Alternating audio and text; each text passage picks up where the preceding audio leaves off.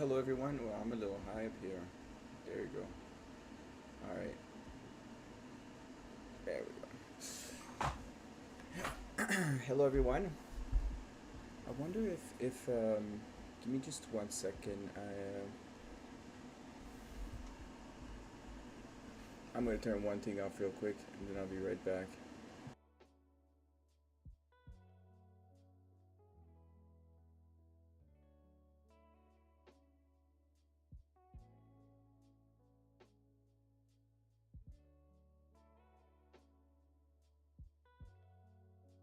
All right. This is a lot better. I'm not hearing myself. I'm not. I'm hearing myself now a little bit. All right. We've got some music too. All right. That should be working as well. And then we'll just get going into it. So looting legends some more time. Uh, we did quite a bit since the last stream.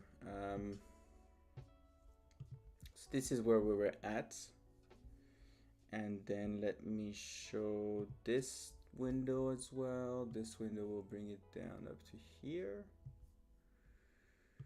I'll resize stuff so it's nice like that. Nicely resized, and all right. So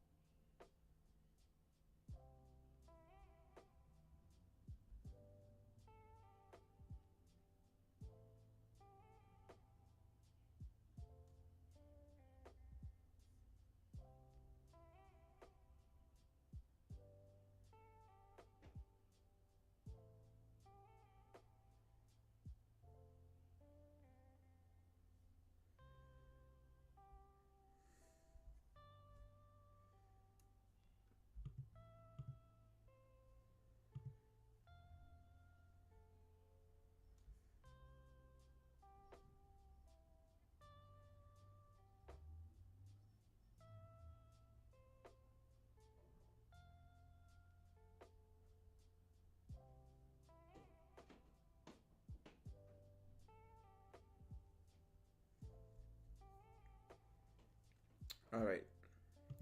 Sorry, I was kind of reading a little bit of something, but now we're ready to go. All right, so let's see. So one of the first thing that I did,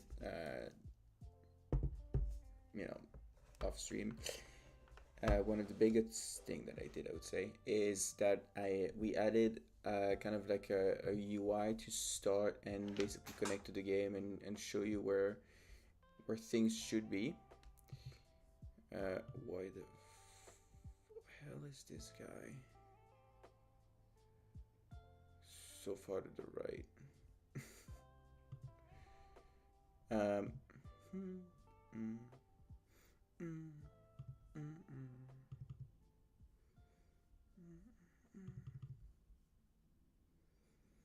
So let me see. Let me connect this controller up there. This controller we're gonna connect it to right here and to down here, and then we're gonna connect this controller as well. We're gonna connect it up there, I mean down here, and we're also gonna connect it. That's my mic.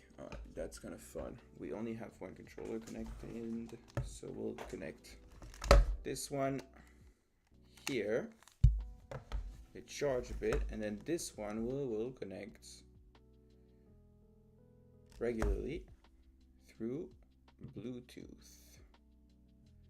And they'll sense wireless controller. All right, so now essentially we have 3 controllers connected. Let's make sure.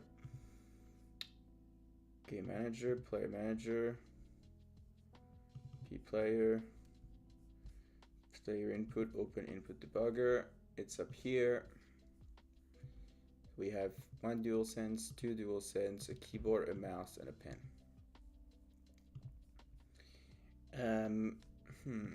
Then join player. we enable this. I've got a cable kind of all over the place here. All right, like this, it's gonna be fine. So we join the player with disable joining after we did so.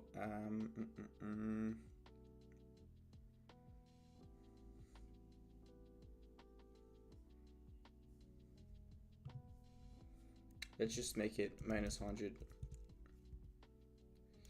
Minus 100, minus 100 for now. All right, so it's like that right now. So when we press play, right, there's a little simple UI that comes up. It's driven by player 1 with their current device. We'll press F to go to the next menu, and this menu is kind of like a simple, like how to connect, where you can add in other people, like press any button on your device to add a new local player. So you can see that there is, you know, like you know how to do it. Here, Luca is the default name that we use for while they're in Zot, so I did the same thing here. When you press any button, it adds a new controller. So here I added my first controller and then my second controller. And then with the first player, I can then press start, and then there's a little countdown, which I feel like are way too long, but whatever. And then it's supposed to pop you up in the guild scene, and this is where we're currently at right now. There is 1, 2, 3, 4 people, and stuff happened. The object of type game object has been destroyed. This thing here.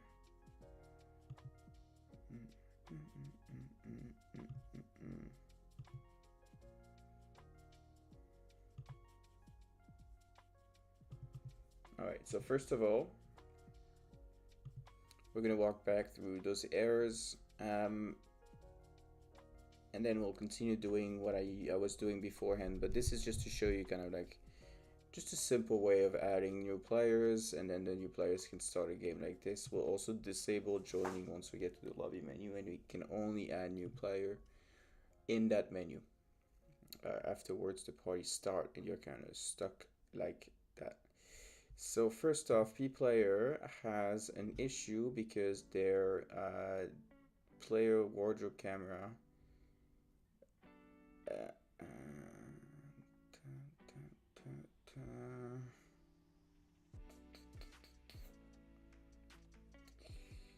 was it player wardrobe camera? No, it was M Dungeon user interfaces. M Dungeon user interfaces, that is right there. Sadly, we had not linked the proper canvas, which is that one. So dungeon only canvas has a graphic raycaster. And that's about it. So this is where we were at. So essentially, when you launch, you know, a new game and you click start, it pops you into the guild. Currently, we're not gonna do the guild because it's kind of like a lot of assets to make it look the way we want it to look like. Pardon the mess behind me. We're moving out of our place, so it's a little bit of a mess everywhere. But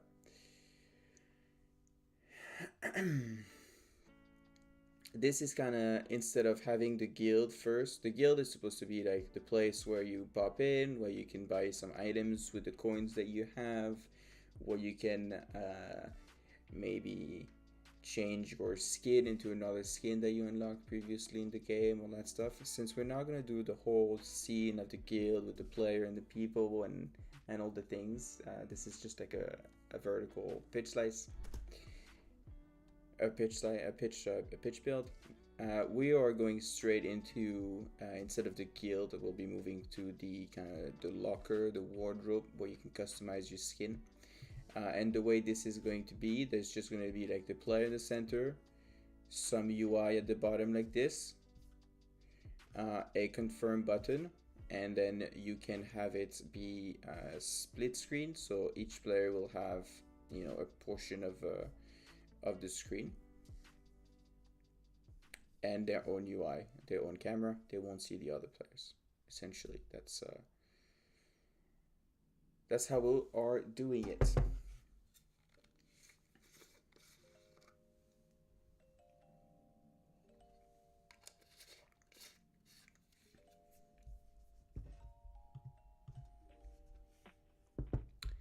So this here is my player. Inside my player, I've got a multiplayer event system, which handles kind of events into this system, like everything that is called into here, the UI of the player. They each have their own event system. We've got also a simple event system with a bunch of point and click stuff tied to them.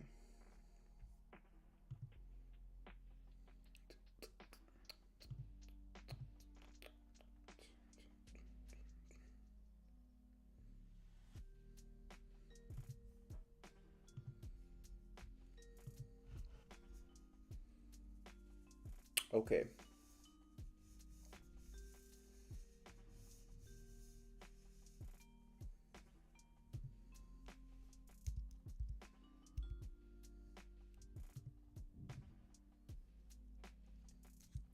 If I rotate it correctly, this is what you see, right? So you've got a transform, which is the player position, inside the skin customization, the camera, and all that. Okay. All right.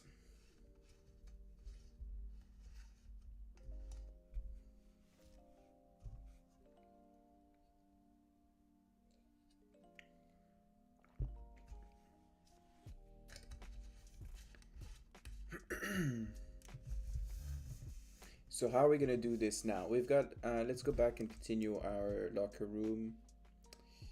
So we deactivated the graphic raycaster of the dungeon only canvas, and we have a graphic raycaster on here because we've got buttons, scroll bars, and all that stuff. We've got a confirm button, and we've got our skin slots UI with a bunch of skins, skin button into it. This content moves relatively fine, like if you go into rec transform here and then you move it to the left, like you can see that it'll disappear and then come back. We will add an elastic, so that way we've got a little bit more, like, you know, it comes back to it and it kind of feels and looks nice. Okay.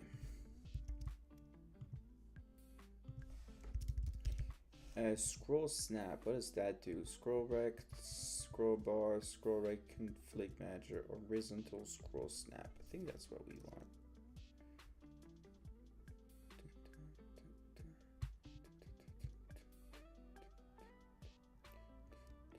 No, I don't think we want that. Okay. Let me move that to here so that I can see what I'm doing. And then, so let's continue here. Let's start scene. Let's do a create folder, and let's do the wardrobe stuff. In here, we'll call this skin button. All right. We'll also want probably kind of like a skin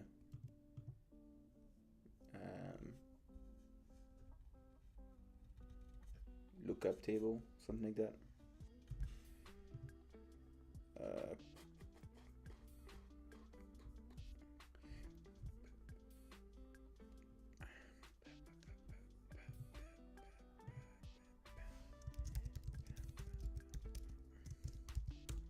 Lookup table, and we'll also want a create C# scripts.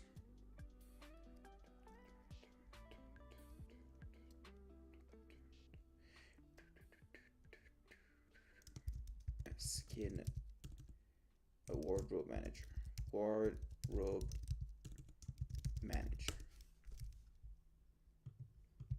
Okay.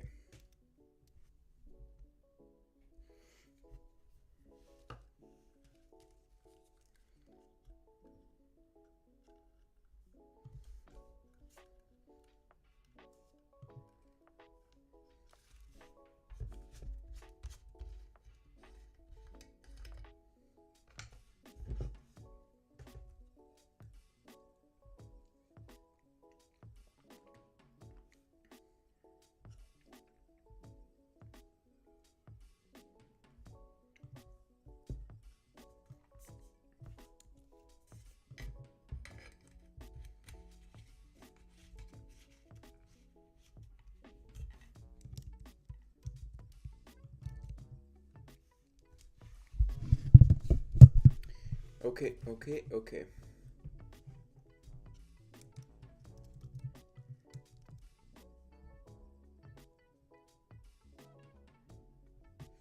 I kind of want to add one more thing in here, honestly, which was going to be let's do like this. Let's do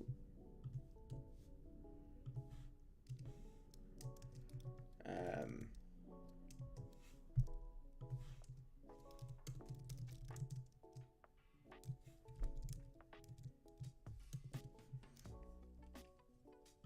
it's gonna be another thing real quick.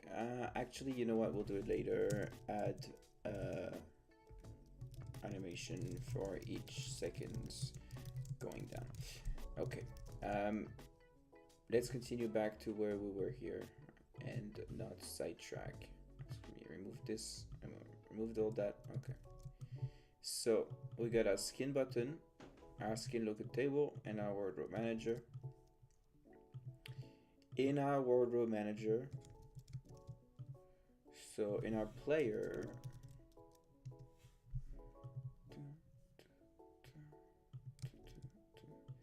we'll do in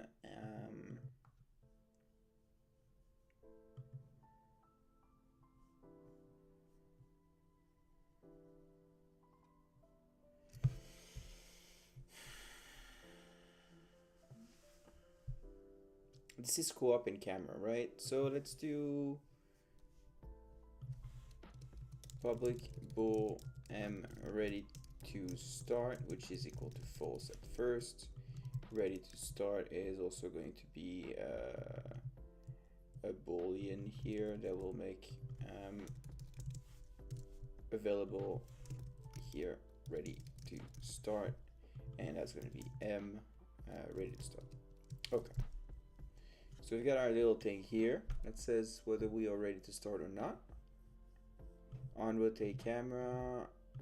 Okay. All right.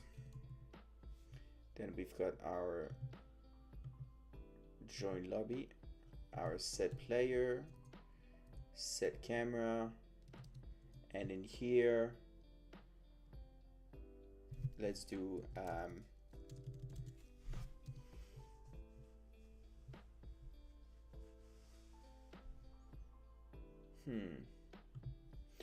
Alright, let's make the skin lookup table first, so that we know kind of what information we want in our skins. So in here, we're gonna have a serialized field. Let me check because I did do it properly, and I want to kind of get the same. I think it was items database. Looks like that. Yeah, it was a scriptable object which is a list of items, and at the end of the day there was a lookup dictionary that associated an item to this. So let's do it like this. Public list of skin, which is called skins, and then this is going to tie a skin to an int. Quick lookup is going to be equal to no. Then we'll do down here a serialize. So yeah, public class skin. That's gonna have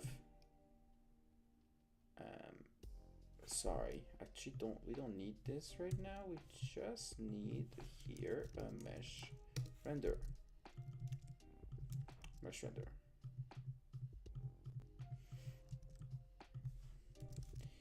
All right. Then in here we'll do a private void create dictionary. That's gonna do a quick lookup equal new. That creates a dictionary. Then for int I equals 0, I under skins dot counts I plus plus. If quick lookup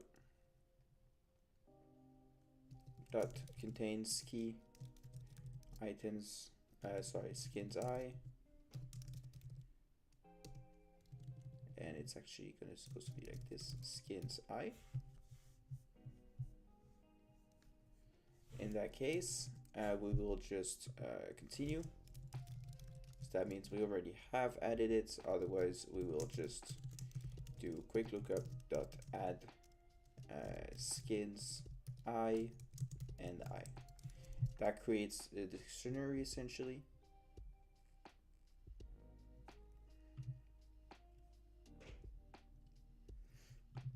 And then we'll do public int lookup index of this mesh renderer called skin, and that will just do if quick lookup equal null, then we will create our dictionary, because that means we haven't created it yet. That way we only create it until we need it, and then otherwise return quick lookup try get value skin out var index or -1 if it's false. And same thing, public skin public mesh renderer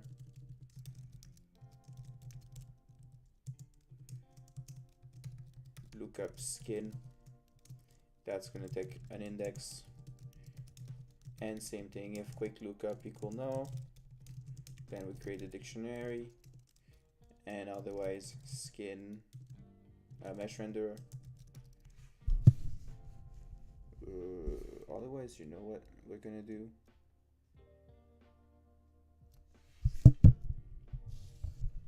We'll do return quick lookup dot single or default. Single is single not null, but it can be null. So single or default x dot value equal index dot key. All right. That way we have our lookup table. That's going to be kind of nice. And in here, we'll call this item skins database. And it's going to be create asset menu, new skins database. Right. That's going to be file name equal new skins database.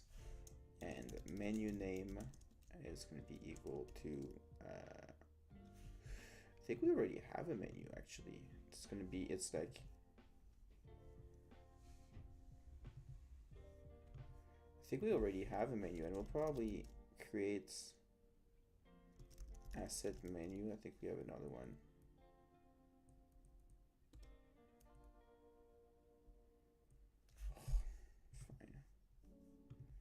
Which one is it then? Creates. I think it's Did I not create one in resources? I thought I did. Custom blends. I guess I didn't for this one. Alright, well, for this one we'll just do create asset menu. We'll put it in the looting legends slash customization slash skins database. All right, now when we go in here, also in our game manager, while this is compiling, in our game manager, we'll also do kind of a serialized field in here that we're going to call private skins database skins database, and we'll pull it in here where skins database is going to return mskin database and be called skins database. That way we'll only have one for each of them, and that's going to be perfect.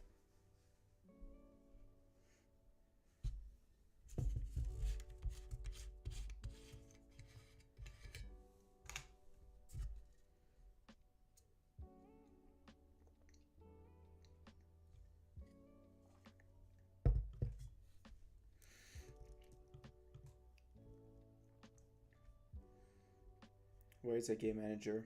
Here. We're going to link our game manager in here. We're going to add in resources. Why don't I have it here? Looting legends. Is it me? It should be at the top, right?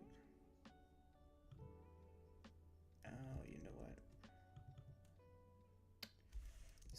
Should be a scriptable object. And it shouldn't be called skin lookup table, it should be called skins database. The file name as well, which will change when we get to it.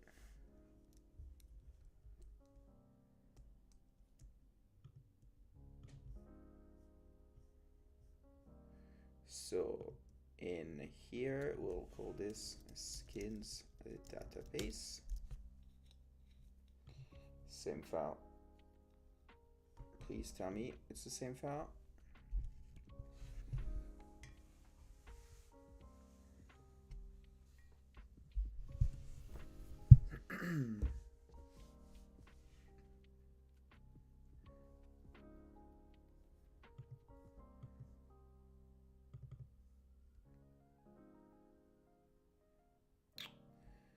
Yes, okay. This guy we are going to do.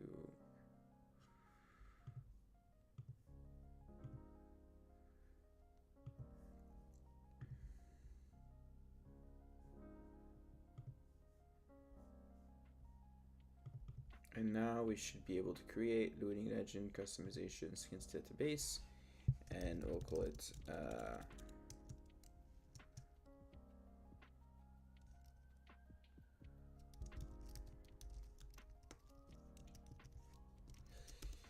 or for resources.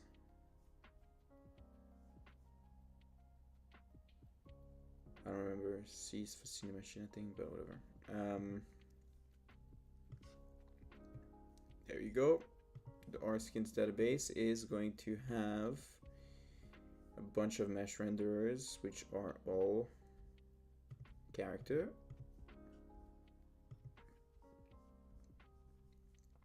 All of these guys pretty much peasant to all of them we can probably put. That will give us way enough to test. That's gonna be great.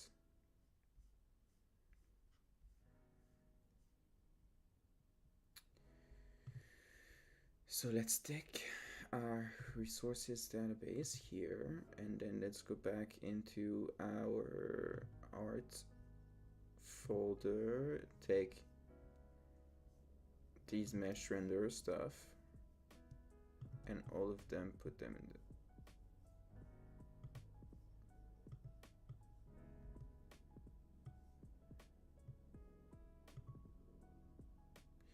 oh, they're not mesh renderers. I forgot. They're something totally different, which is just mesh.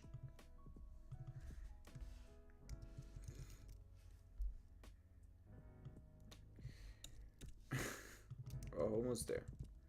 Mesh. This is mesh render, and this is also going to be a mesh.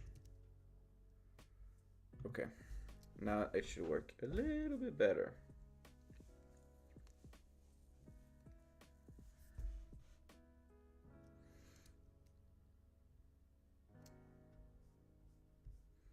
So our skins database, which contains no meshes for now. Then you take this one all the way up to this one and you can link them there. Great. The thing is, I don't think ours will have different bones, which is okay. I do think these guys skin mesh render. I will just update bounds when we set it. They have the same material, just named differently, have slightly different bounds. I think it's okay. Okay.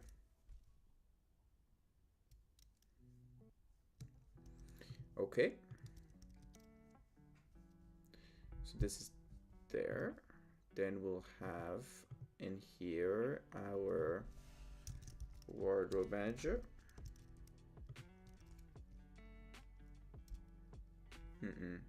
Not a wardrobe manager here. We'll need a create wardrobe UI is what I want to do. And this is going to be a wardrobe UI.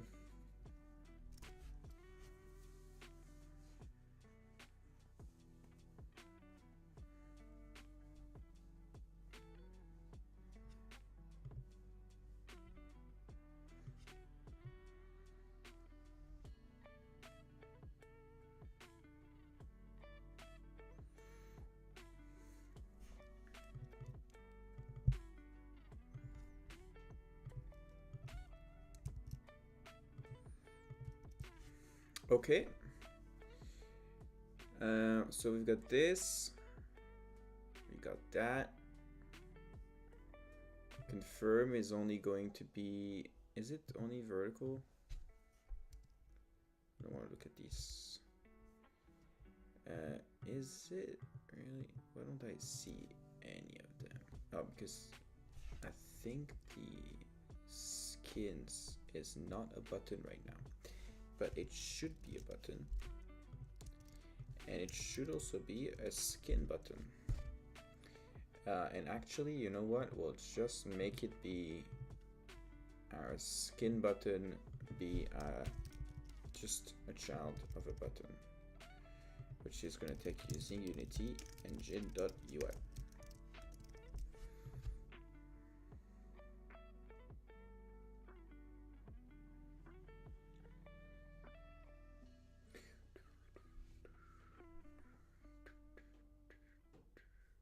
Alright, we've got our color, our tint, our interactable, our on-click event, we've got all that good stuff. So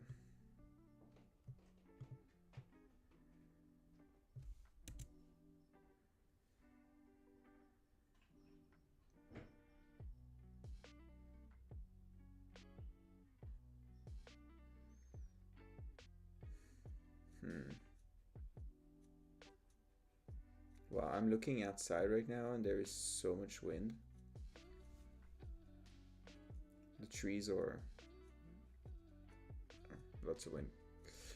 Lots and lots of wind. Alright, so our skin button is this thing here. Is going to take private mesh, linked mesh. We'll also do a public void set button. Set button, not button. And then the button is going to take a mesh here, where the linked mesh is going to be equal to the mesh. And you know what, actually in our skins database, I do believe that each mesh should actually be a skin, which is going to make things really annoying to create.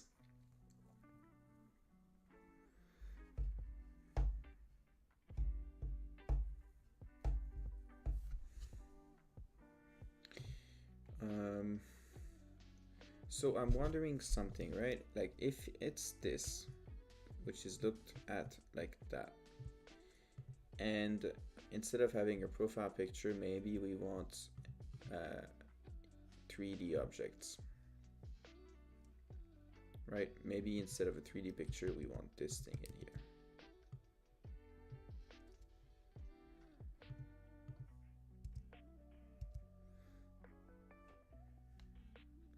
Where it becomes 0, 0, 0, 0, 0, 0, 1. 1, 1. Now where is it? Oh, it's right there, so. Interesting. Okay, no, we'll just do profile pictures, honestly. So each of them is linked to a certain profile picture.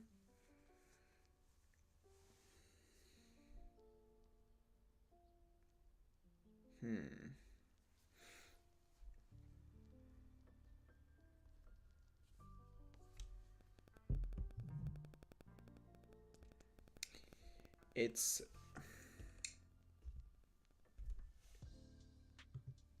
because in our skins database, I could make a skin thing which has a profile picture linked to a skin, right?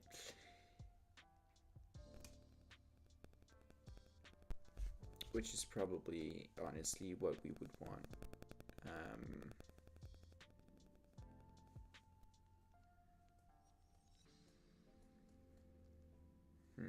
Yeah. Okay, well, let's do it like that. So we'll, instead of having a skins database thing, we'll have a serializable class, public class called a skin. This class will take a mesh called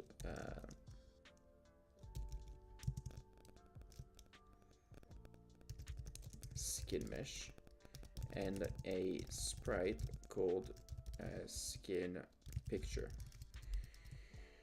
And in here, instead of having mesh, we'll have a skin, a skin, a skin, and a skin.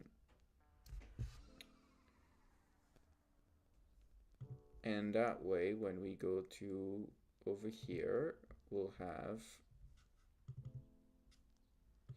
so set button skin m linked skin. It's going to take a skin called skin. It's going to say m linked skin is equal to the skin. And then we'll do date. And then we'll do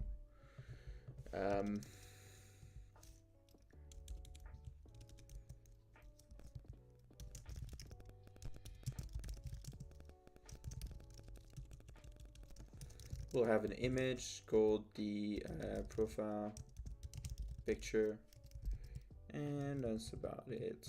And profile picture dot sprites is going to be equal to m linked skin dot skin picture. And we'll do that only if m linked skin is not equal to null. Which means we won't see it for now, because in our skin here, all our elements are 0, which I'm hoping they got converted automatically, please. Nope, they did not. Whew. Fun. All right, so now for the mind-numbing work of listing them all. So first one is going to be Adventure Peasant, and this will make it grass, just to test. And then the second one will be Shopkeeper 1, and this will just make it Hero Attack 1, whatever. And then we'll create, I think let's just create the minimum so that we test how like further we have to go for stuff. This is going to be about, I would say 15. Let's do, I think it'll be about 15, because we also need some more, probably some 25 here. 25, and that means the viewport here should probably be 1450, because that way this one is cut in essentially in half, to symbolize that you've got more to go that way, to visit, to like see, rather than having it cut off. It's gonna be better, I believe. There's no image back there that we need, and yeah.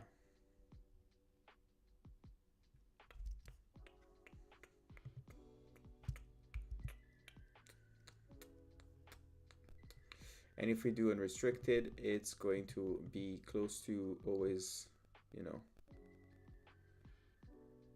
once you start sliding, it's going to slide. All right, so we only need 17, which isn't too bad. Elastic. We only need 17.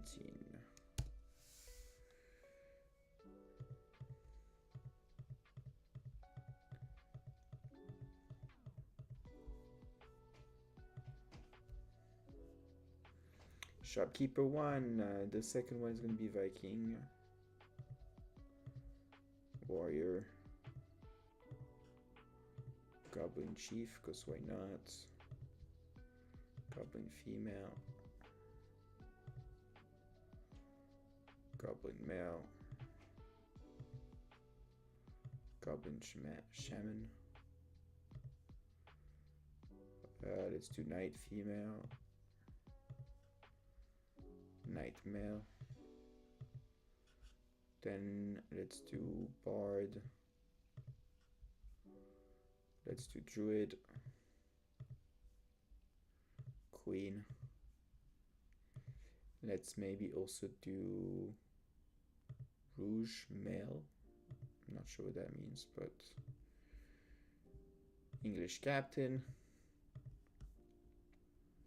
Blackbeard. And then maybe we'll also do like First Mate or Gov Daughter. There we go. Or, oh wait. Let's do a Ninja. And then let's make some of the Goblin people more ninjas too. Like, I don't know, there was samurais over there. That's cool. Let's do a Samurai Warrior. And let's do, for fun, let's do the Samurai Warrior. No. Geisha. Alright, we have a Samurai Warrior, a Ninja, and a Geisha. That's fine. So we'll have 18 skills to test stuff. It sets the button, it links the skin. Okay, then we'll have on selected thing. The button thing. Point and click, it's a selectable, right? On click, press. But they're all public virtual. On pointer click. On submit.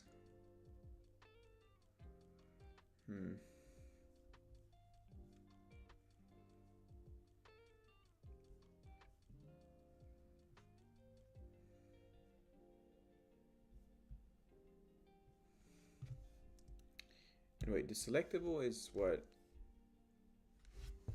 This is the one that has the select handler and the deselect handler, and this should have probably kind of like a public.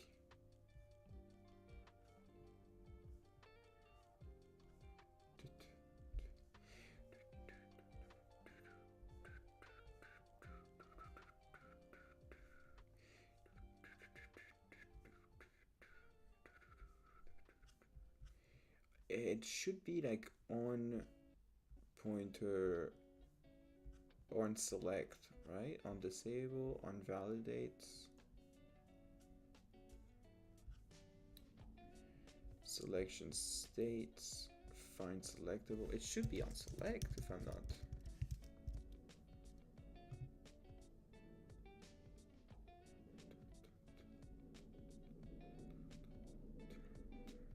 Yeah, it's virtual as well, so we can do it.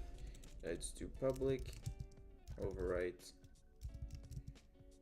on selects, and in here we'll do updates player. We'll do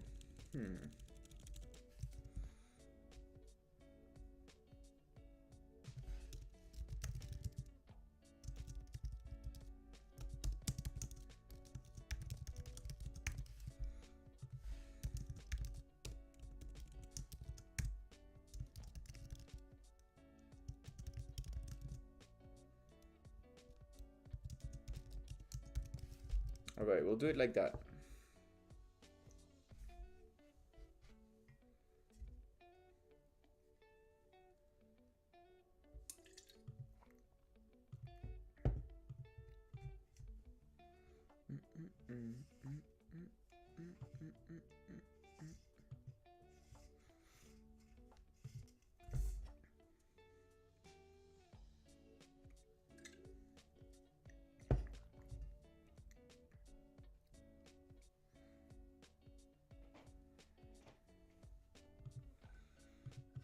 So in our wardrobe UI, we'll have a serialized field called private scroll rect button skin buttons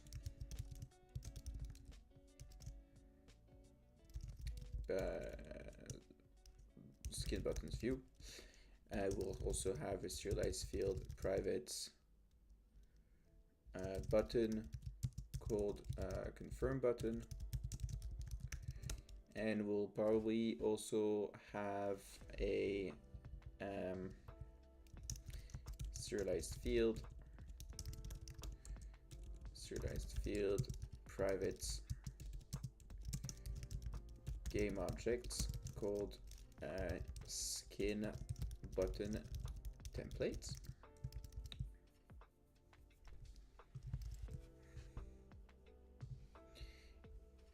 And then we will do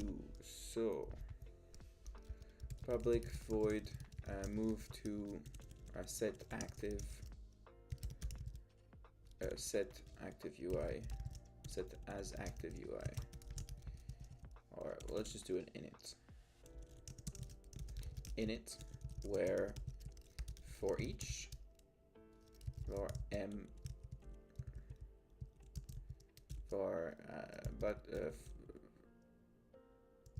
for each transform t in m skins button dot contents destroy t dot game objects, and then we'll do for each var skin in game manager dot instance dot skins database dot quick lookup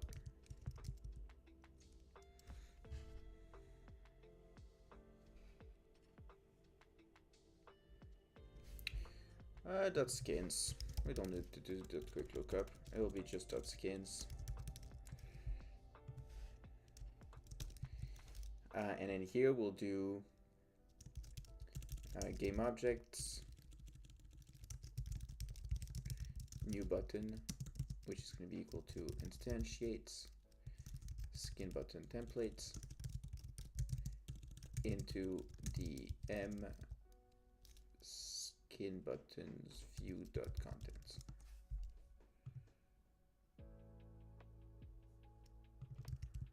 Like that. Okay, new button dot name is going to be equal to skin mesh dot name,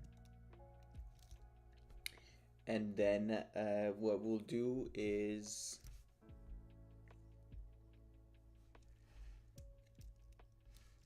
that we'll make a new button dot get components skin button dot set button to that skin. That's gonna set the button to the values that of how it need to look like. Then we'll also do a private player linked player. This is going to be at the beginning, honestly. mlink player is going to be if mlink player is equal to null, then mlink player equal get component in parents player. All right. And then we will get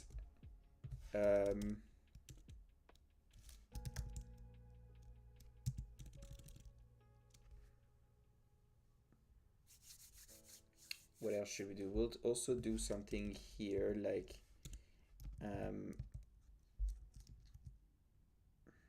skin button button with current skin. That's going to be equal to null for now.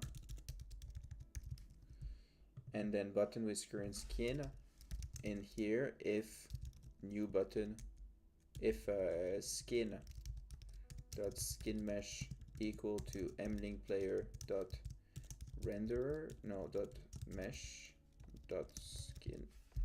I thought I knew. I feel like I had something telling me what the mesh of it, what the renderer was, no? Renderer? Huh. Apparently do not. I guess we could do private. Maybe in here, right? Go up in camera. Maybe in here we'll do like a public mesh current skin is going to be equal to like renderer and mesh renderer 0 dot mesh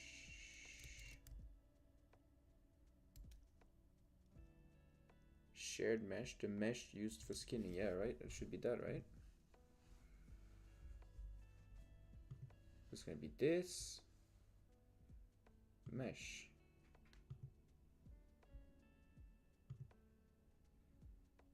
skin mesh renderer. Yeah, I think so. Let's just do it. Let's just do it here. Make that's current skin in that case. In this case, the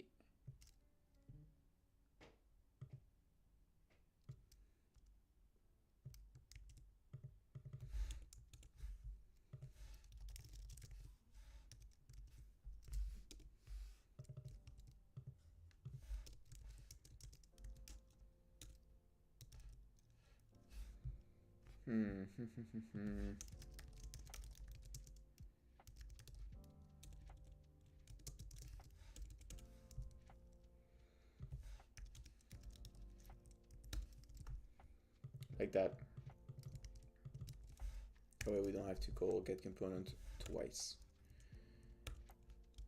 Okay, so this sets the player, clears up the view of anything we don't need, all of that, and yeah, I think that's kind of most of what we needed in the init phase.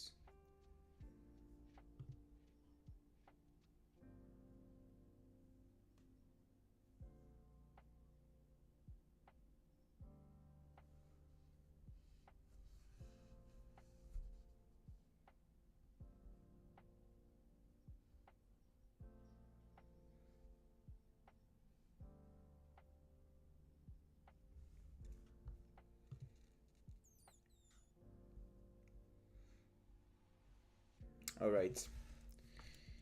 And then when we do public void update, let's do it in the player. I don't think we want it to be in here, right?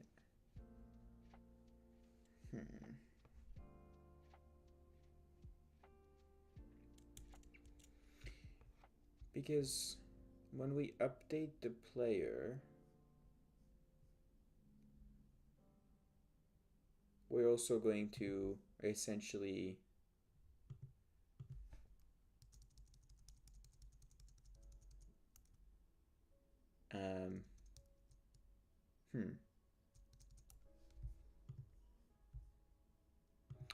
all right, this is going to be current skin button. Okay, we'll rename it because in here, if current skin button equal no or this, because that way we'll set it to this, and then we'll do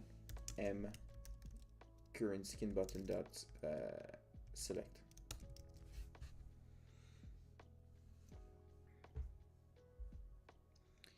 And in our skin button on select, we'll do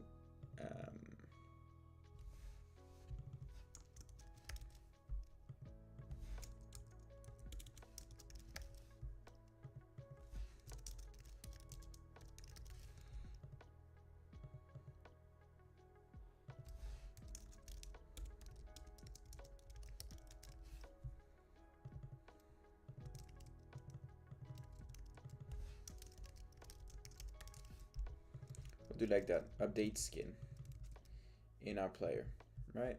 Skin and skin and then link player.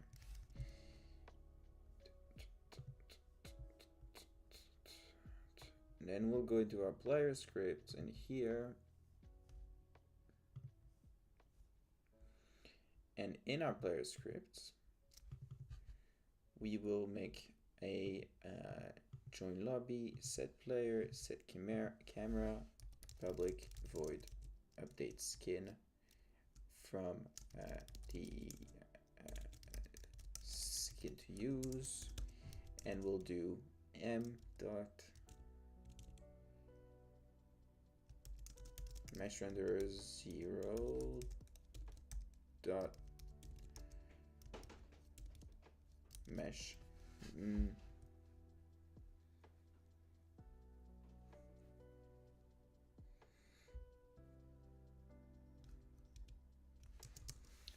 This is probably not the way to do it, but I'm not exactly sure how to programmatically set a new mesh for my character.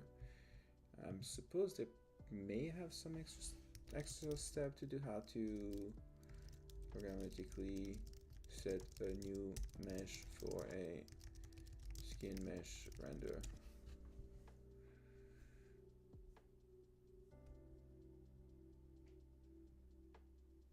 Skin mesh object bones. Oh boy. Oh boy, coming from Unreal in that engine. Oh, it's in Unity. I should do Unity C#. Set the material. No. How to create. No. How to move.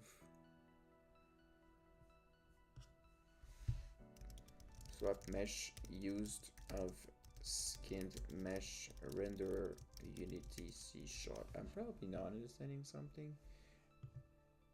There we go. How do you replace? Your research seems solid. Probably it's only scriptable manually in an import script if you're lucky. We have problems instantiating close, putting them all off. Okay, so let me put this on screen so that you can read as well. Essentially,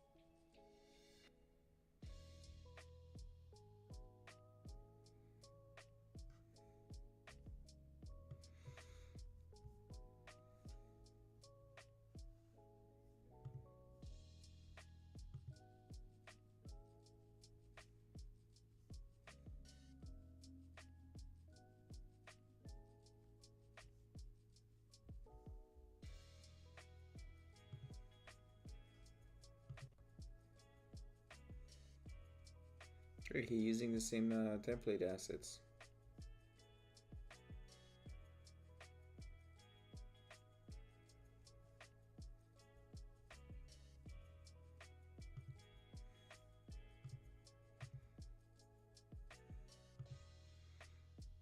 Okay, change the mesh to change mesh dot shared mesh. Was that it? Seriously?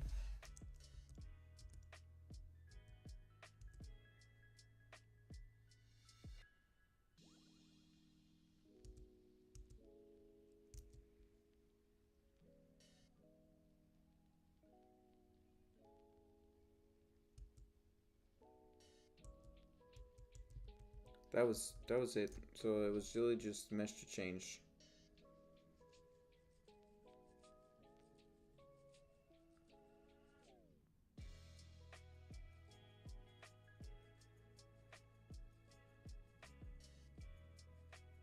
I guess, yeah.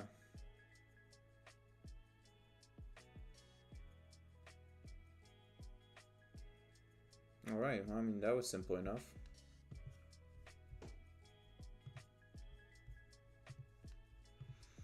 Alright.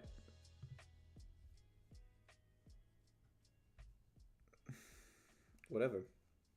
I guess that works. And so skin button on select, we update the mesh, and yeah, I mean that should be good.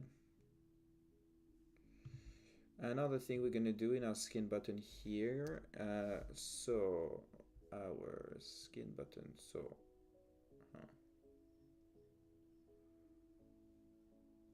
that's interesting.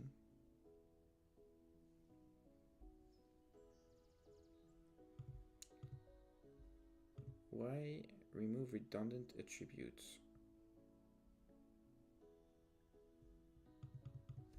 Because I don't want that. It was supposed to be Unity engine.ui, and now I believe it should work.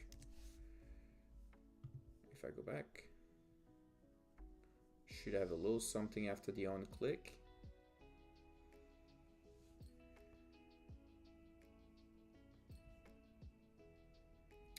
No, because there is probably a special script editor. So to do that, Alright, well, you know what? This is just going to be a mono behavior with an iSelect handler. That causes us to remove this, and in here,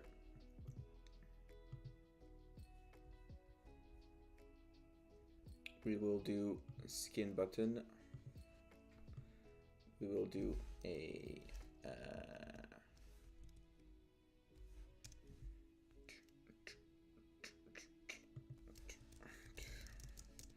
button and linked button,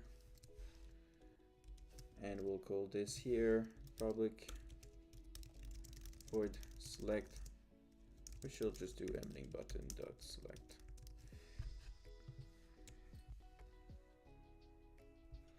And in here, mlink button is going to be equal to get components button.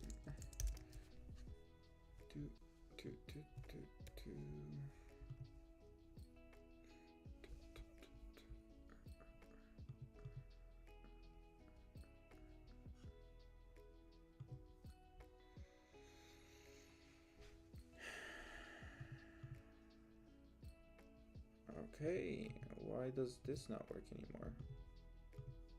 There.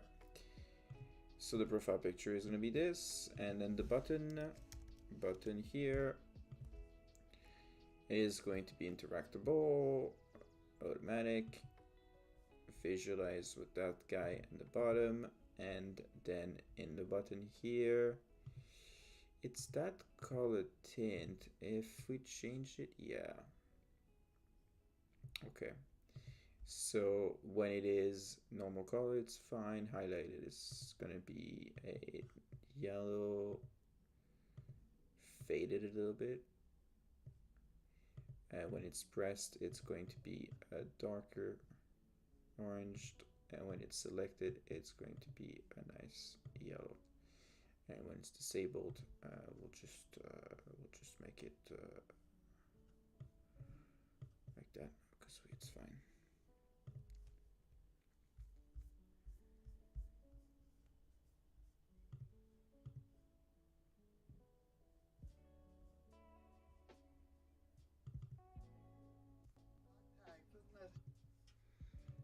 Oh, sorry, misclicked on something.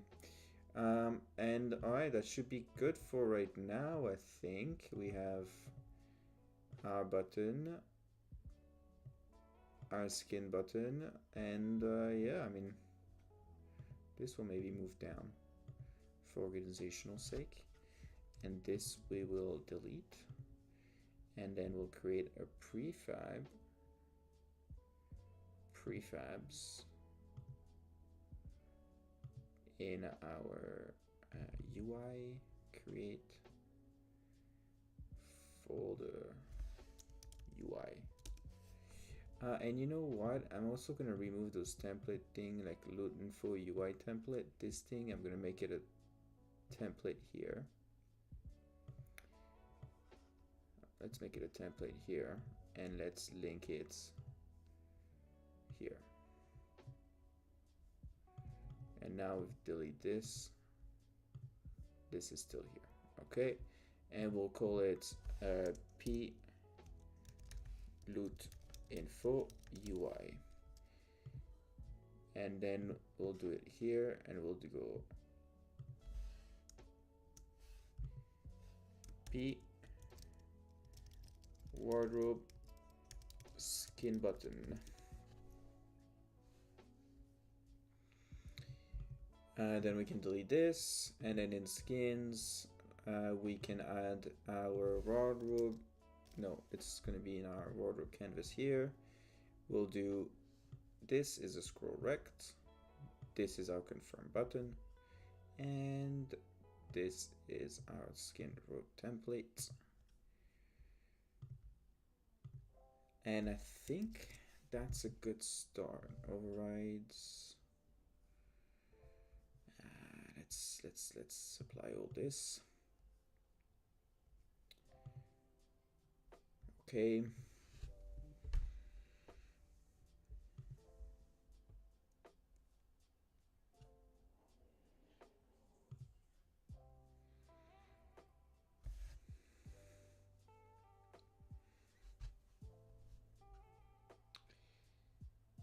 Okay.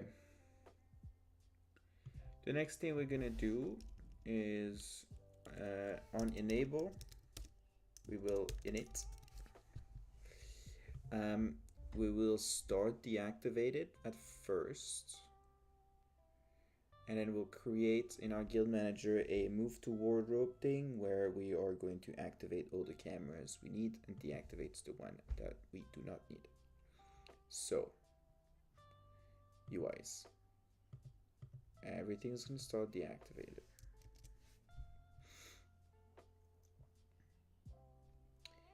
This is going to start with a negative 100, and this is going to start with just a default one, and we are going to call this the default camera, default cinemation camera. You know what, top down cinemation, wardrobe cinemation. Okay. Then in the guild manager in here, we have a guild manager, that has some spawn points. When it starts, that's the players over there. And then I think what we're gonna do is we'll set the player, and then we will do a kind of move player to wardrobe scene.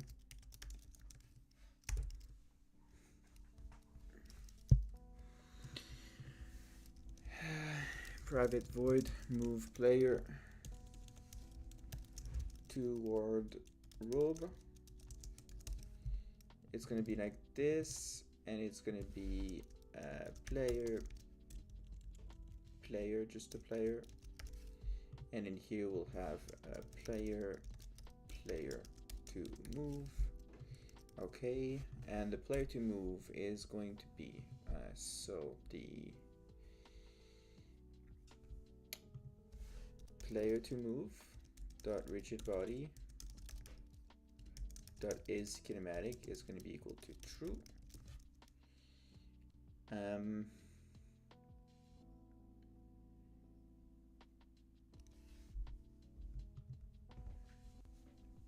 And then in our player, we will want to grab our wardrobe camera. So we have our world cam and our player wardrobe cam, right? Player wardrobe cam.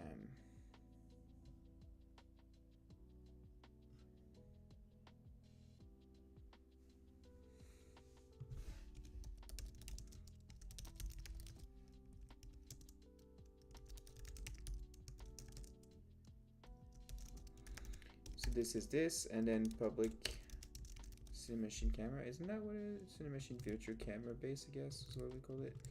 And then this is going to be wardrobe cam, and that's going to be just the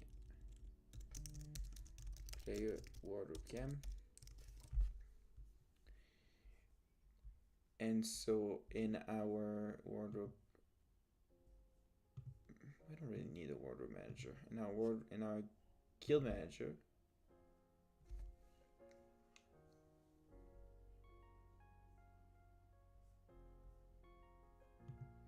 here we'll do player to move dot wardrobe cam dot prioritize, and then we will do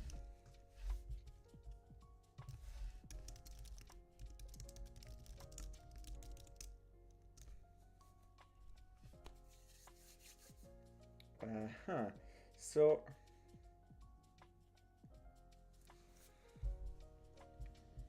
let's go backward a little bit. So when we call set player, it sets the player and then moves them into a current action map default, right?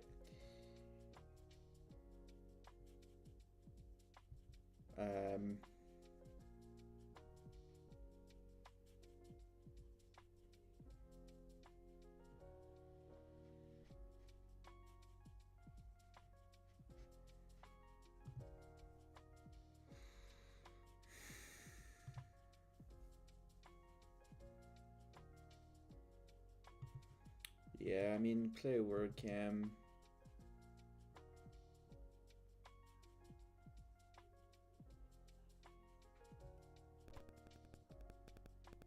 I think we probably want to have something here that's for the player wardrobe cam, and same thing here, dot output channel.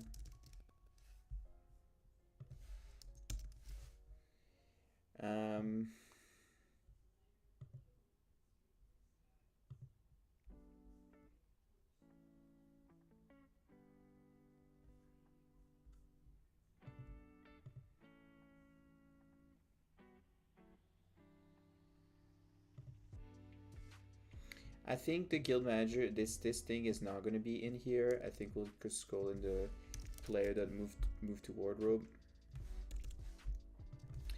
And the reason for that is that there's just way too much kind of stuff to handle in our like move to wardrobe stuff. So we'll do a public void move to wardrobe, And in here we'll do maybe just a wardrobe. We'll just pass the transform M wardrobe player pause, and this will just pass the position of it, really. Actually, no, we'll pass everything. And in here we'll do transform wardrobe pause.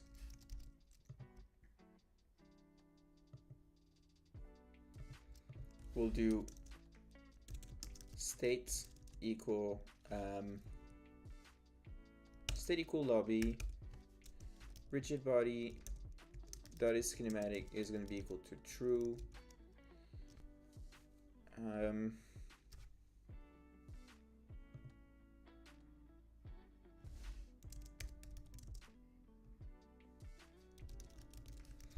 So we're adding an entering thing. So if it's entering, then it's going to be the lobby state or the UI state, or maybe we can rename this to the UI states. Not for this guy. No. Ah, fuck it. You know, whatever. Lobby menu, where is it now? This is just going to be renamed to lobby again. So we're going to move to wardrobe, and we are going to say that we are entering. So we're going to set this to true. And in our back to our player now. Back to our player, we are going to say it's either the UI or the just the default states.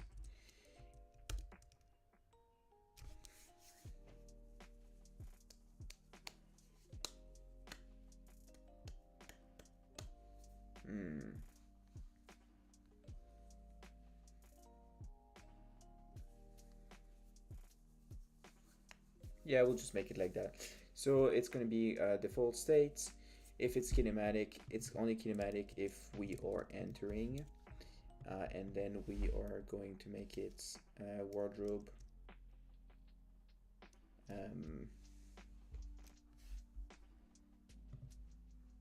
Position. So we set the position, set the kinematic to false, the state to default. The player input is going to be same thing. And here, where if it's entering, it's going to be the UI one, otherwise it's going to be default. The UI one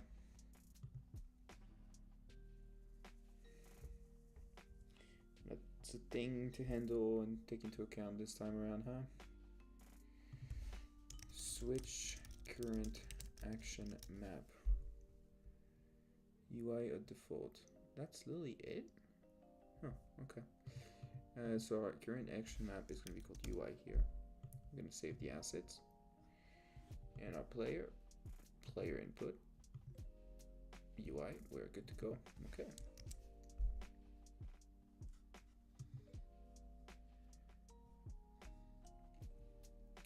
UI or default, and then what we're also going to do is going to set the rigid body dot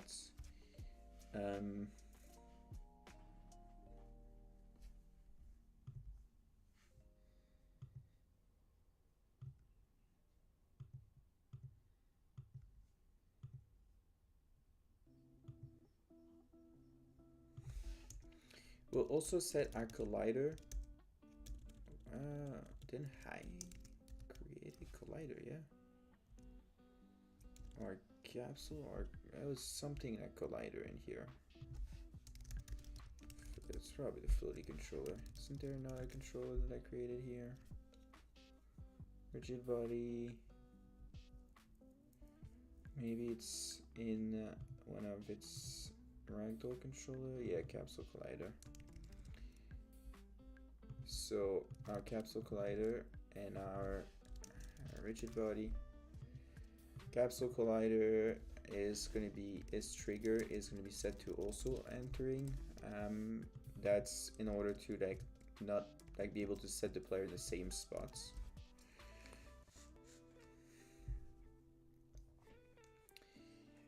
we're going to switch the current action map. Then we're going to move the position of rigid body dot position is going to be equal to wardrobe dot position, and the rigid body dot rotation is also going to be equal to wardrobe position dot rotation, like that, or like, I guess, new position, where we set the position rotation as well. Okay.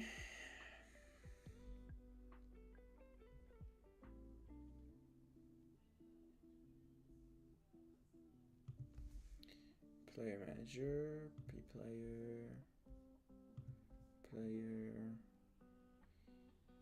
And the last thing I wanted to do is figure out, so in here our player is on the player layer, right? We're going to want to have all the renderers on just the camera of the player layer, and then move them back to the player layer. So now what we did is for each of our renders are in renderers, mesh renderers, or dot layer, sorting layer name is going to be equal to entering, that's going to be player cam layer, player cam dot sorting layer dot game object dot layer, sorry, dot game object dot layer is in player cam dot game object dot layer. Otherwise it's going to be layer mask dot get mask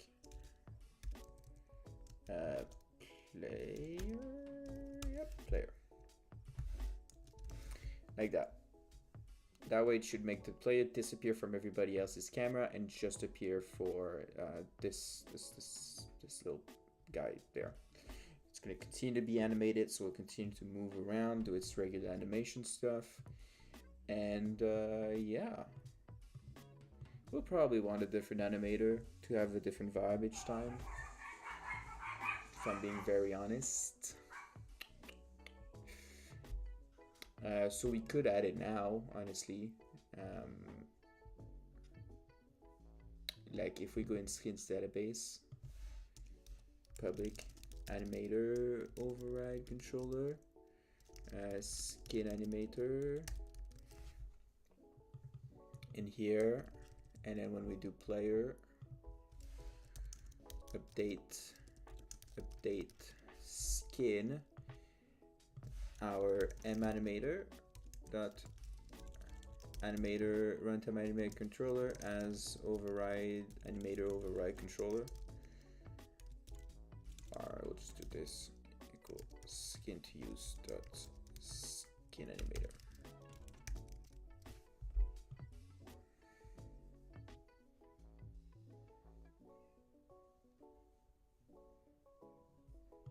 That's gonna have the benefit of also changing kind of like how the animations move and all that.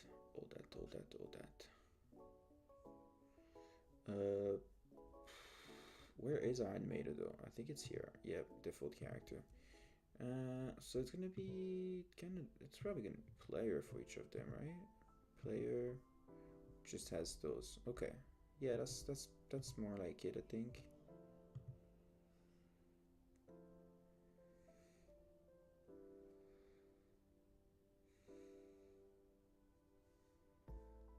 Sounds like it's more like it. Let's just name it default player, honestly, for now.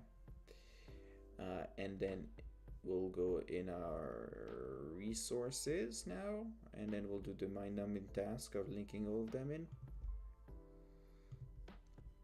Just 18, thank God. Default player. I know, also thank God it's the top one, it's not a lot of them yet. Default player, default player, default player, default player, default player, and default player. And now we're halfway through. Default player, default player, default player, default player. All right, 4 more, 2 more. Okay, and now let's just check we have everything set in all of them. Okay, getting there. This will also do an apply all. Getting there, getting there, getting there. So we've got this. Now when we go into Guild Manager, we set the players. Just for a pitch build. We'll move to wardrobe. Now when we join in, they should all have their wardrobe stuff, and when we move to the wardrobe, for the player, what we are also going to have to do in here when we move to the wardrobe, right? If we are entering, so these guys get out, we'll also do entering. I don't know if that's gonna work, but let's see. M player, no. Or cam to use is gonna be entering. If it's entering, that's gonna be M player world cam. Otherwise, it's gonna be no. That's gonna be the player world cam, and that's gonna be the player wardrobe cam. Like that. Then we'll do cam to use dot prioritize. That's going to be at the end though, and then yeah, here we'll do also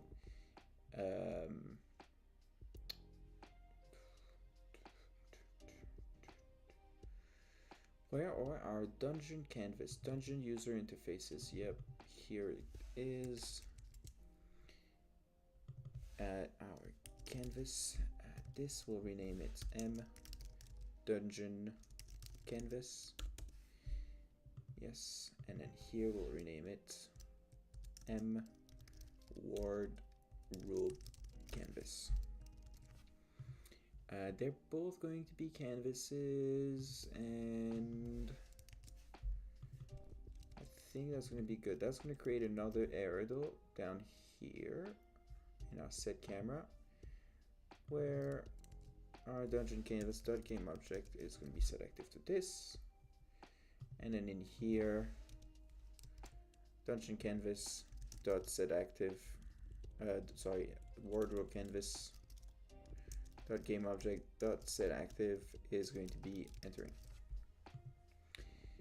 When it's set active, the wardrobe UI is enabled, is init, the init happen, and all of that gets added. Maybe one thing we can do is add a private canvas group, M canvas group, and just in here we'll do, private sequence canvas animation.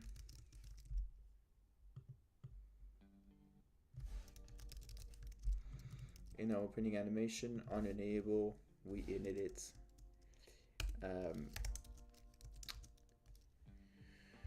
I'm opening animation, and then we'll do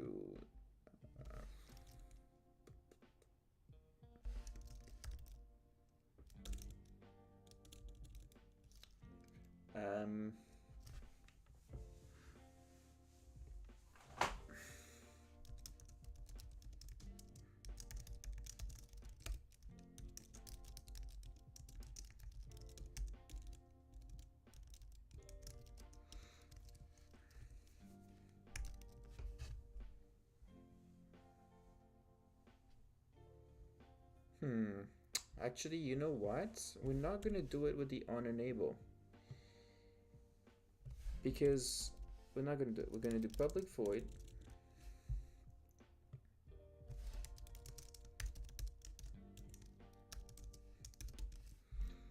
and we're gonna call this bool should open, and in here we'll do if should open init, and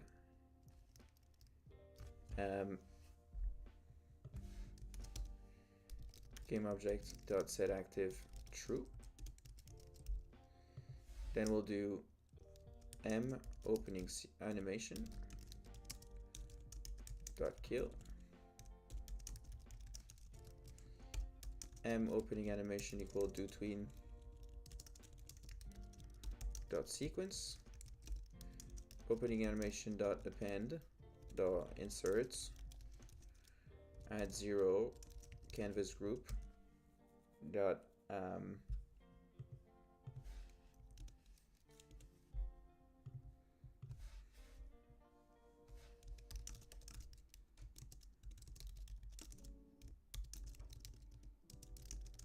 we'll just set this here to make sure we don't we always have something. Then canvas group dot do fade. If it's should open, it's going to fade to 1, otherwise to 0, and it's going to fade in animation fade time here,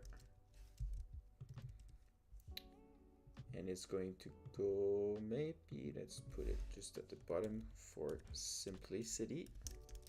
Serialize field, private, float animation fade time, like this, and then we'll do an if should not open, then we'll do m opening animation dot on completes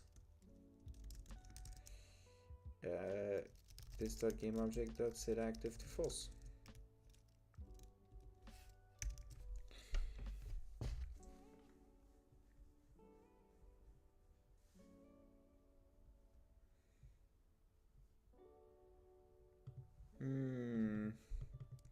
No, you know what?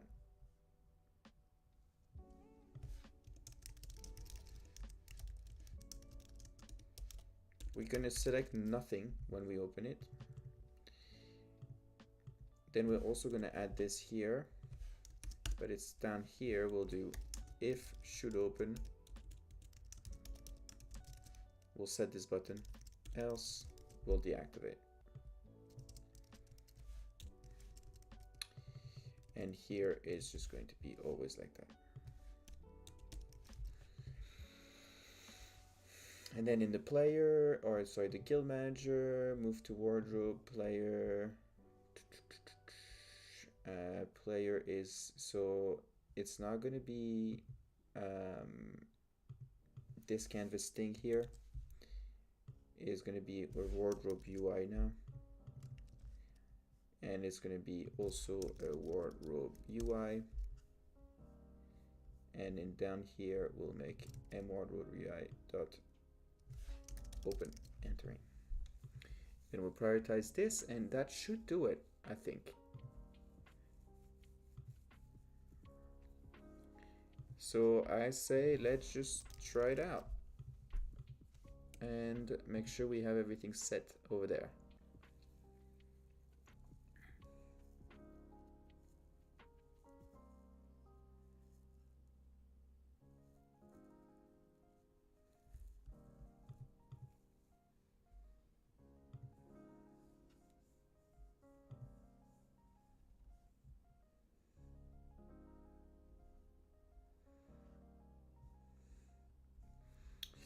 Let's make sure we have everything set. The wardrobe camera is not set. It's going to be this wardrobe machine.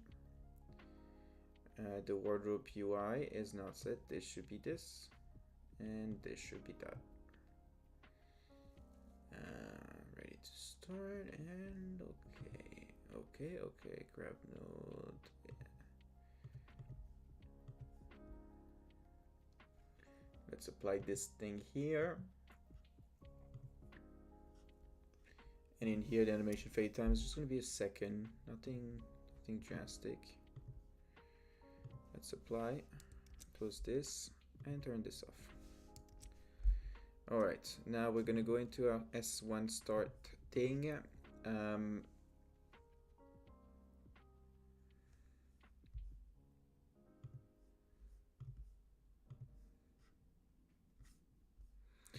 So custom game. Now we got our custom game. We'll take our controller. We add a player. That means we've got 2 players. We start in 3 Mississippi, 2 Mississippi, 1 Mississippi. It's still long, huh? 1 Mississippi. Then starting. Oh. We forgot something. We forgot a little something. So in our guild scene here, I knew I forgot something, but here we'll put that back and we'll make a new called player pause in wardrobe, all caps lock, so we don't have something that wants us to stop it. And then we'll do copy no, let's move it out. Then let's do copy components, paste component values. Then we'll move this in here, and in the guild manager here we'll move this here.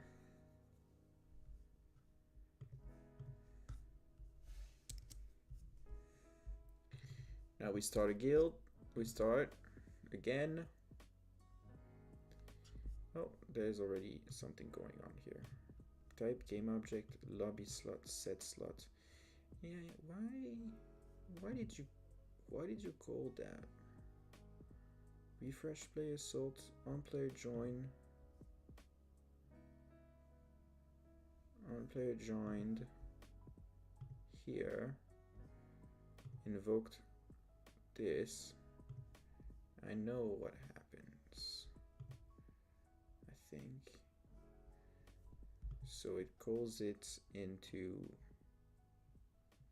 on player joined, and refresh player slot is being called because refresh player slot in its screen. So I'm not really sure what is calling that init screen thing here.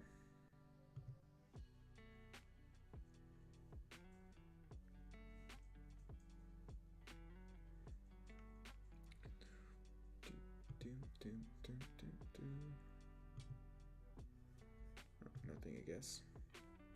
So now we lobby in it, we enter a new player, we press the start button.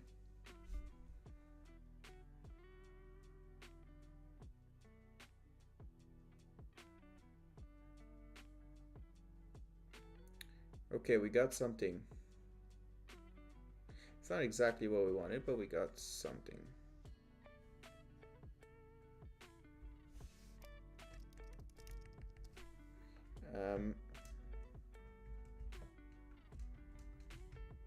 Okay.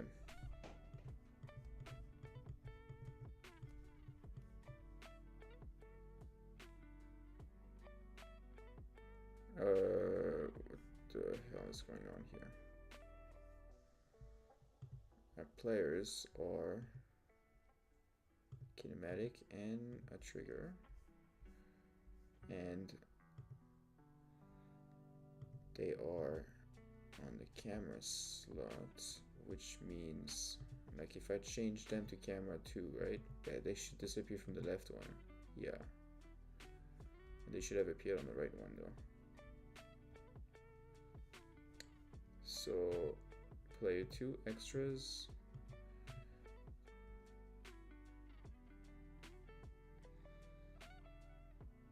Okay.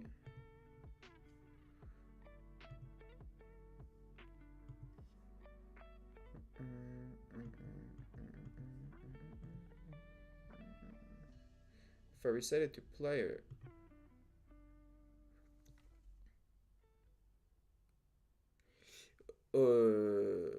there's an issue here, right?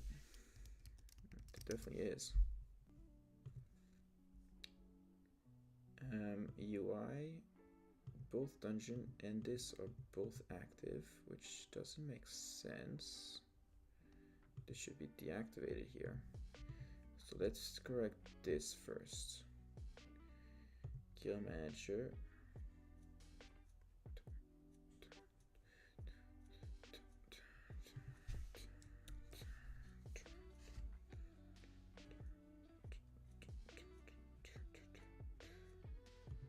Transform the parent the game active to set active to true. Am I not using dungeon canvas? Yeah, it's right there.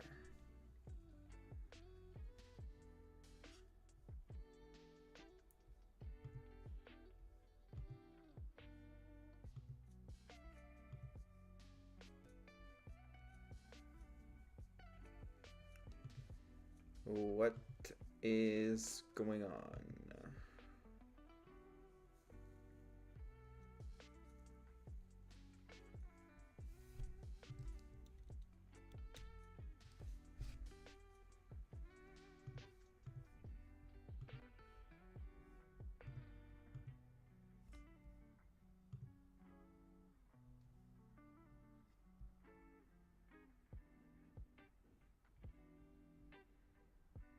See, I'm not really sure. Why is this thing getting updated?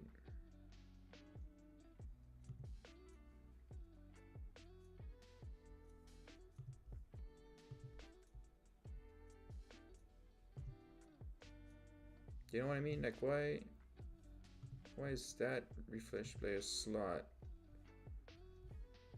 getting cold because of this when there was no in it? Oh, I know why.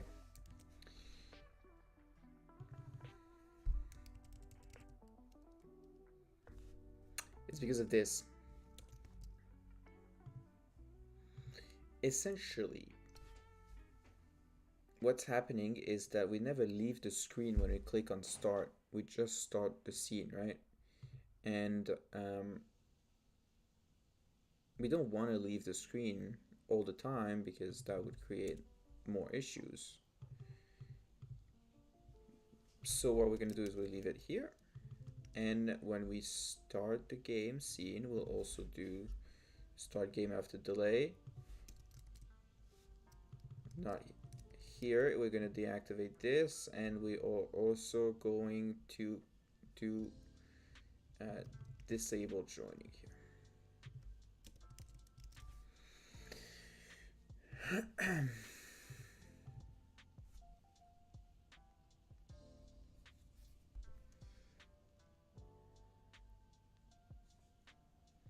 That should have fixed this issue first, which is kind of a good step. Because the thing is that we weren't leaving the screen, so we're never unsubscribing from that event, which means that when we were restarting the game, we were still subscribed to that event. I don't think it would have caused that many issues on like a real playthrough, because you would quit the game and like still be fine. But if you were to quit the game, it would have caused issues when you would be like not quitting the game, but like returning to the main lobby after, you know, like a current game save, I guess.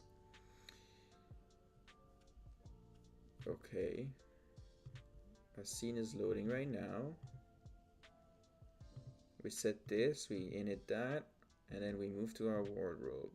Moving to our wardrobe, the state is true.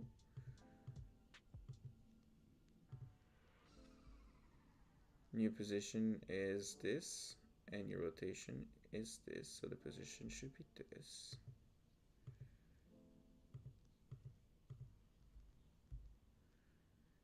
And the game object layer is 28. So, I mean,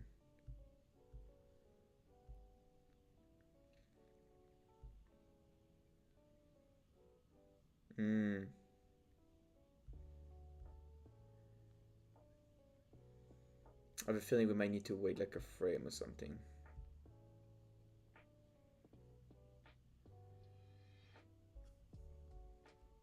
Yeah.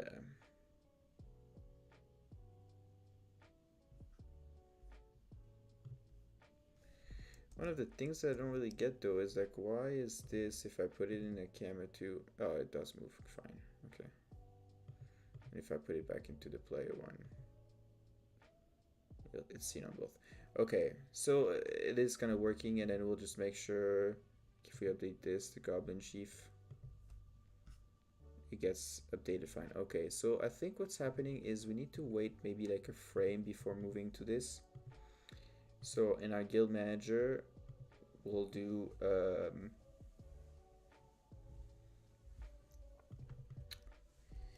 like a start, like a simple coroutine. Our set player are gonna be a numerator, set players, and here we'll do start coroutine, set players, and we'll just mean here yield return you. Wait for end of frame.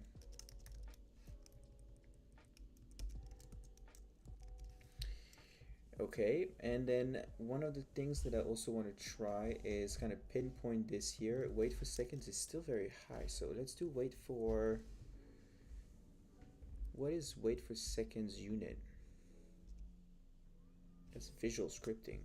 That's not really, we don't really care about that. We don't want visual scripting. So you wait for, it feels like a really long time to wait for that many seconds. Wait.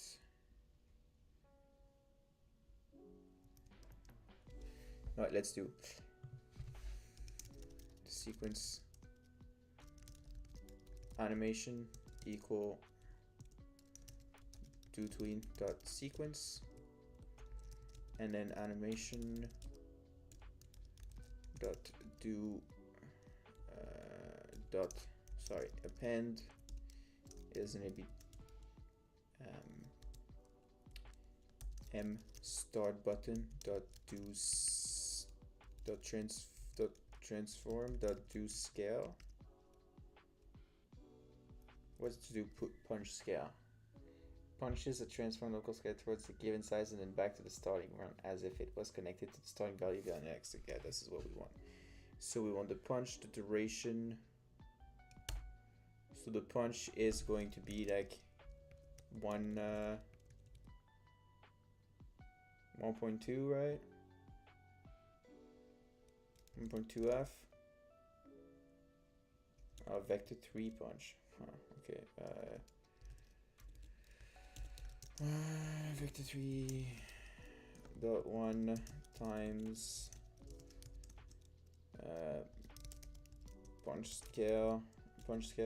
scaled up value, and then time to punch scale.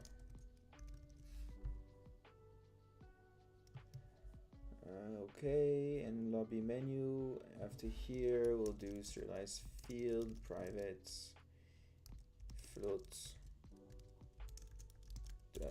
scaled up value, and time to punch scale. Did I miss one up? No. The other pen on complete, blah blah blah. Okay. Yield return you. Wait for seconds real time. I think it's just what needs to happen. And in here it's just gonna be 1.125f. Oh, actually, we can just remove it. Let's change this thing to starting. It starts. Wait for second real time I. Okay. Should give us maybe like just a little bit like of a poop, poop every time there's a change of all that.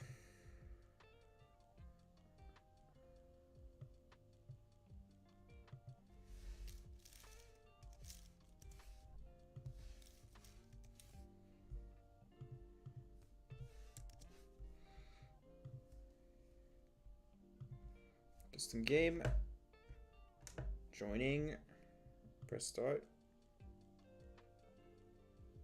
2. That's a little bit too big. 1. That was maybe a little bit too big.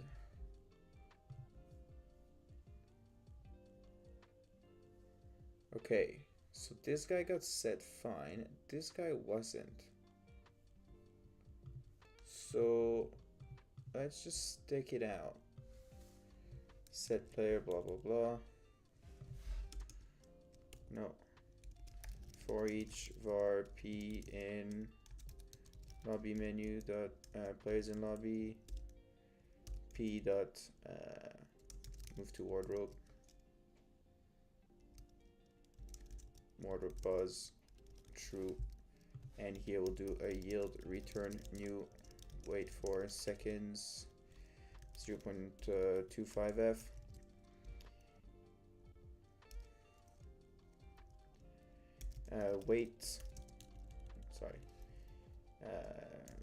Wait a little time to make sure everything was set right after player.set player. All right, let's try that again.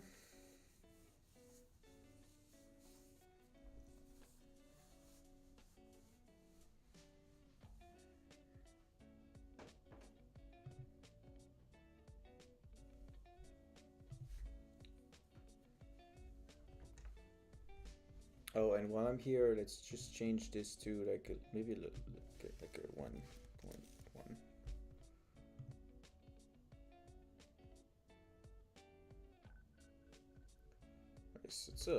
It's kind of a big amount. Okay, so they're both set there. The only issues is that their camera is not being prioritized.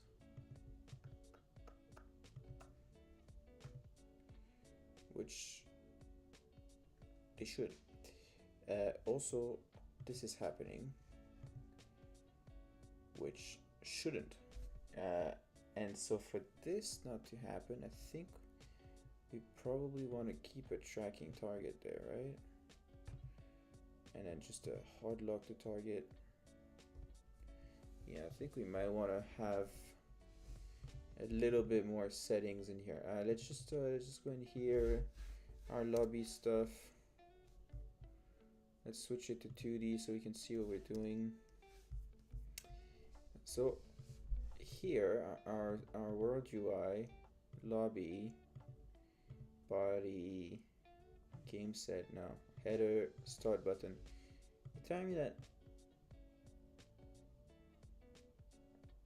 Yeah, it's kind of very subtle. 1.2 feels like a whole lot. It shouldn't, but it is. So we'll make it, I don't know, 1.01 for now, and the time point scale is going to be 1.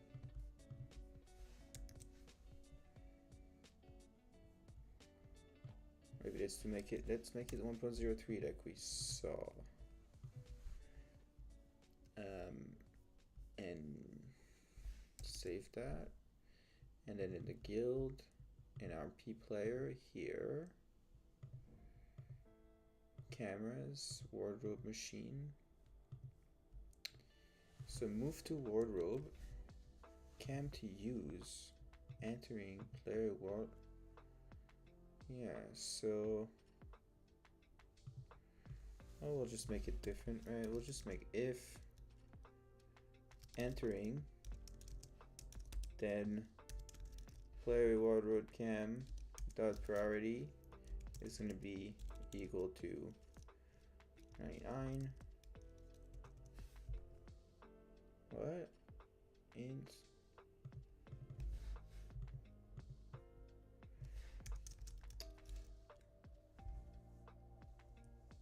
priority dot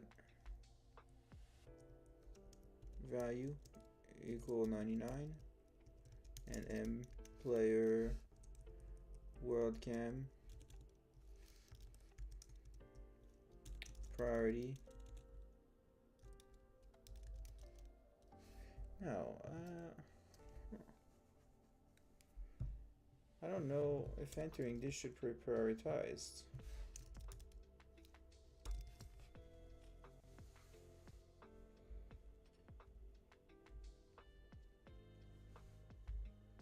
Not sure what isn't being prioritized. Is the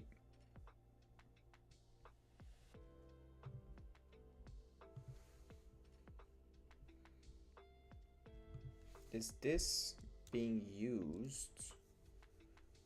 It's never being prioritized, no. So let's just make them both negative 100. Let's just make them both default.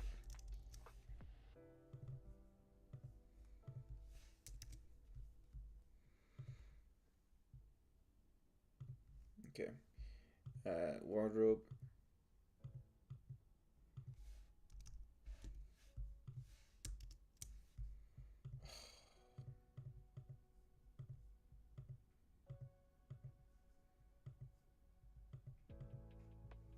Come on.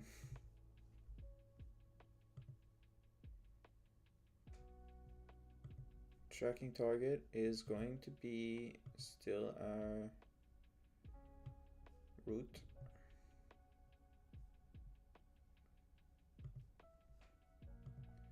With a hard lock to target. No. And it's also not working. Why isn't it just doing its thing here?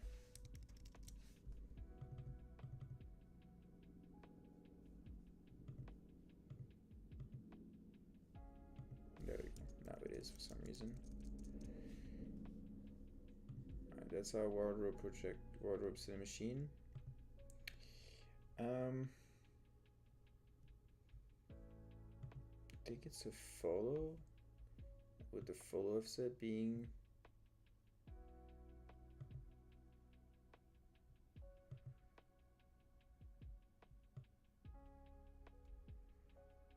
lock to target. But this is 6. Maybe world space. But this becomes 0.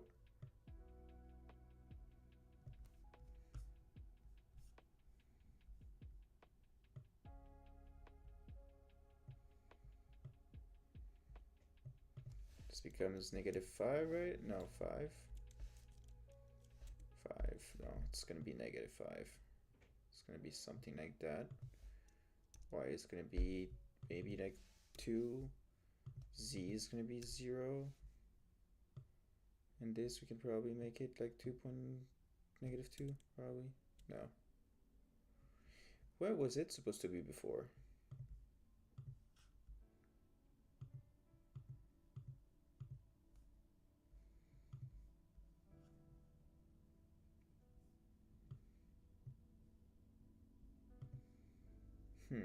At 1.53. Like that.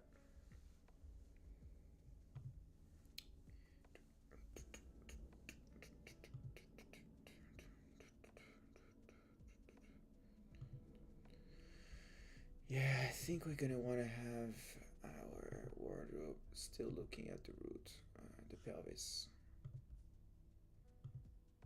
Still looking at the pelvis with a not third person follow camera side now.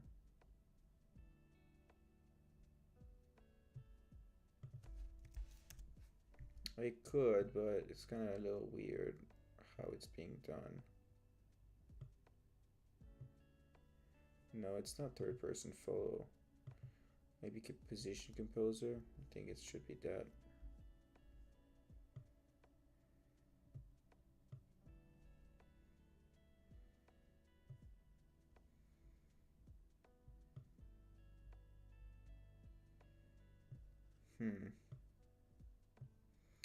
Thing is, we can't screen position.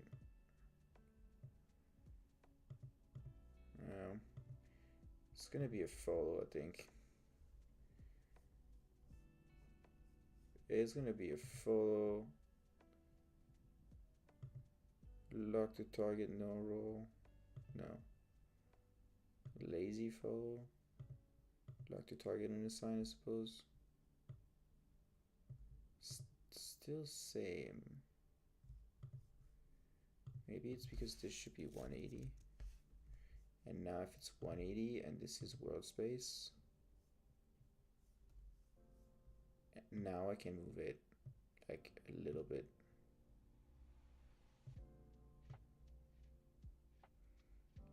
here.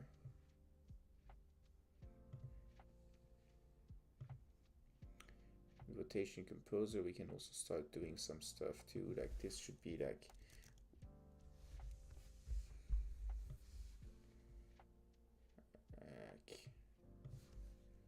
0.5 maybe.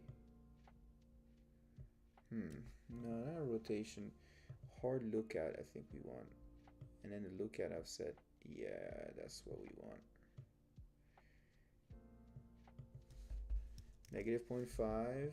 This is going to be 0, 0. And then we can modify this to go slightly more up. But it's weird. Look, the target on the side, no?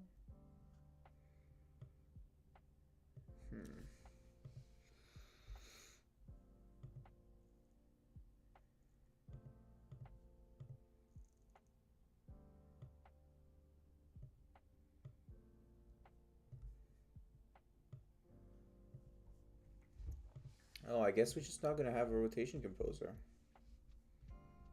And like we'll just make this speed like 180. But this player is -90. So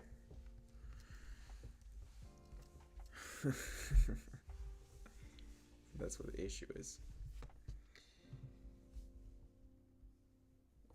But that should make it because we're gonna be able to look straight at the player now. So like this should be 0.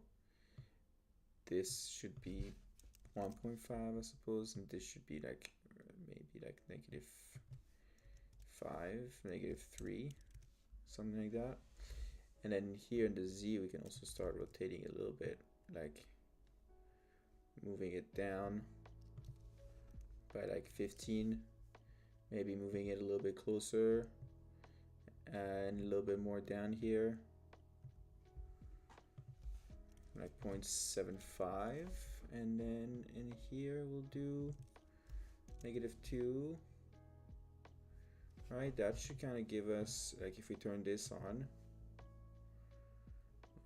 should probably be a little bit further. Oh shit, a little bit further would be that way, like that, -2.5.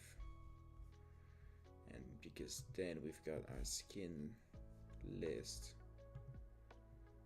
which is here with a bunch of our, like, we could try to put some prefabs in there.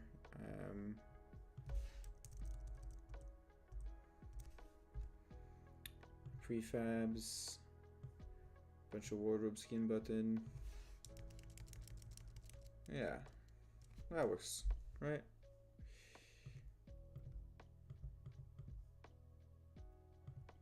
All right, and let's do an override, apply all, turn this off, and then we can open this back up and then go try it out.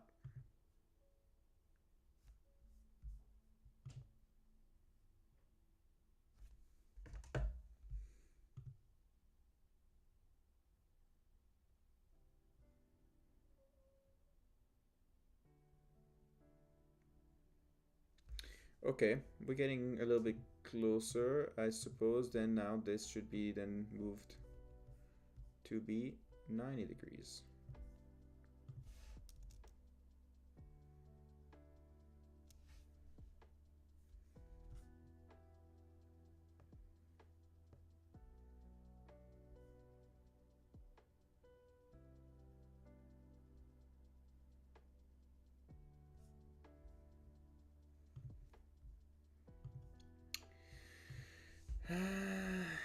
All right, well, we could do that, right?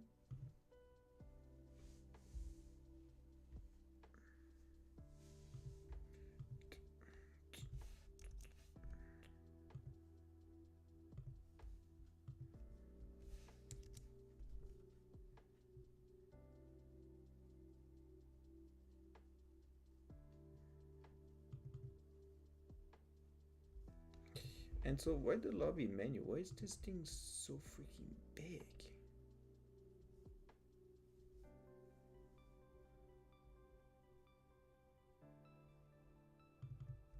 It's so big. Alright, let's just not do it like that then. Let me go make this a little bit bigger. So let's do the classic transform, do scale,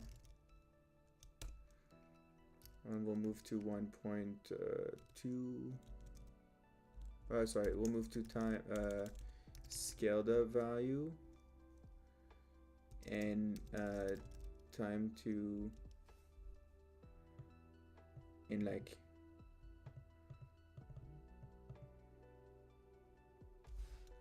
time to scale up with the set ease.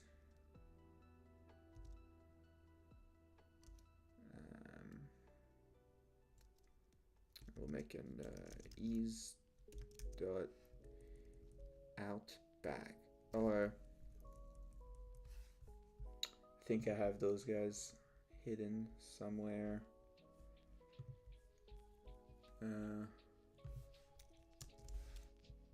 Where could they be? There it is. And we want, I think, the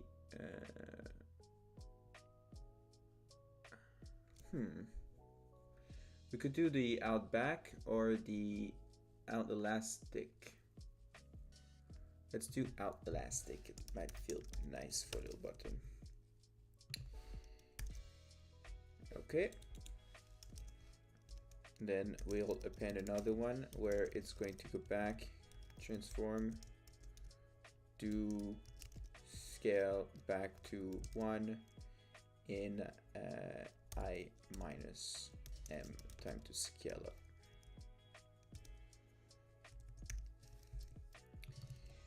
And this is going to be called time to scale up.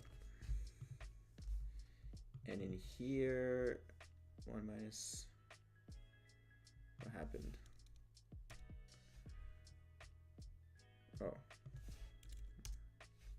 like that. Okay. And if you go to our lobby button,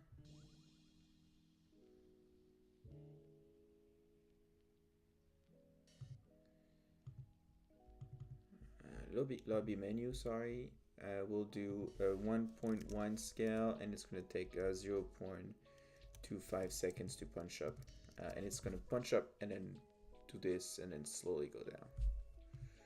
So I think it should be probably nicer. Lock in, press start, 3, 2, 1, start. Okay. Okay. We're getting somewhere.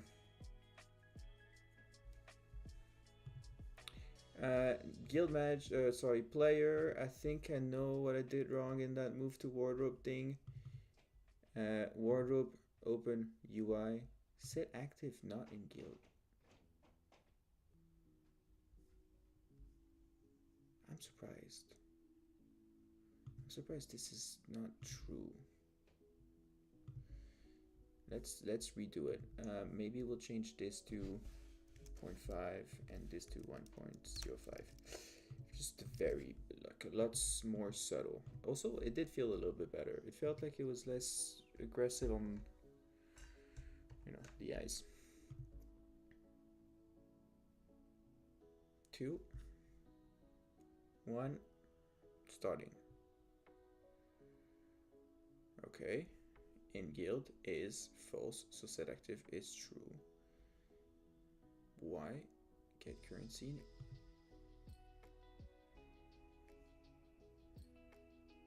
Guild.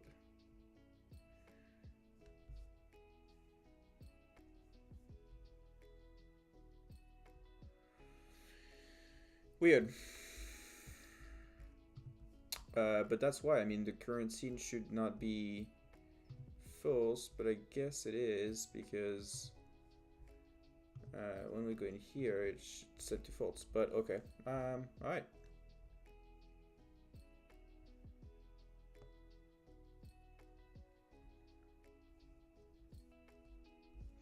Alright, now the second question, I I've got is that the first off, before we try to figure out why something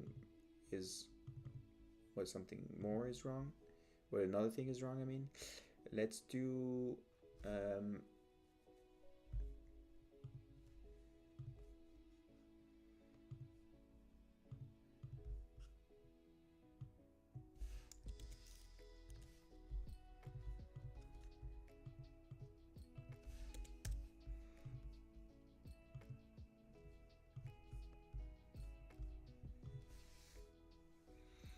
we'll connect. Oh, I forgot to connect the other controller. So we'll well, let's connect that controller. I had a mouth issue there with the word I was trying to form. So press X. That's one. Oh, the object of type button has been destroyed, but you're still trying to access it. That is interesting. Start button dot interactable.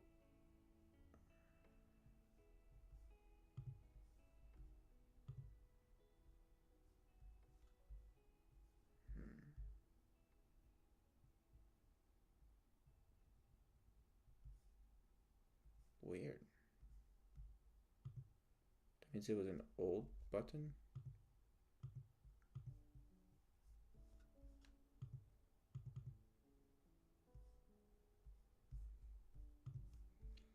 Yeah, again, this button. Again, the install button, but why? We're removing yeah. Yeah, so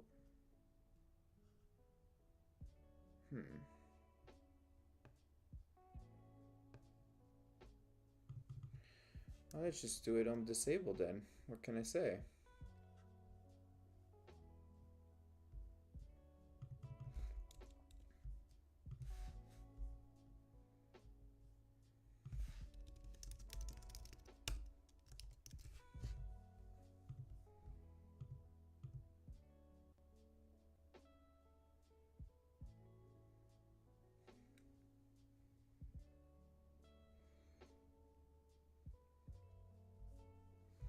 This is a lot of UI work, but I think it was nice to get to it and figure out kind of like how the transition scene and some more weird bugs that came and went. So okay, now I've got 3 people, right? 1, 2, 3, start. Button feels a little bit better. Okay, in guild is gonna be going to get that currency. Get currency.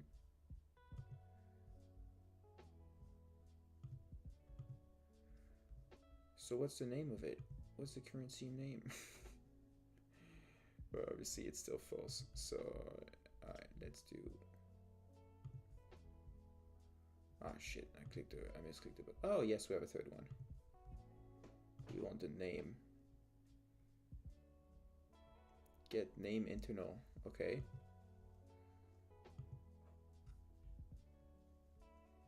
Handle. Okay.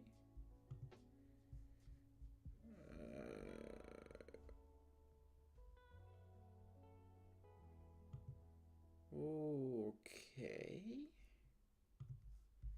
I mean, oh, that's interesting. What happens if there's 3-player and this is going on? Huh. That's an interesting. Maintain aspect ratio. Set fixed number. No.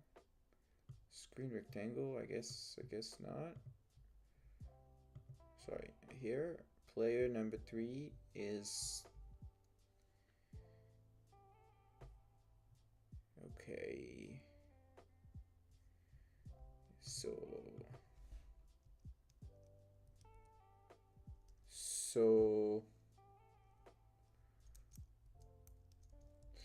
Yeah, that's fine. But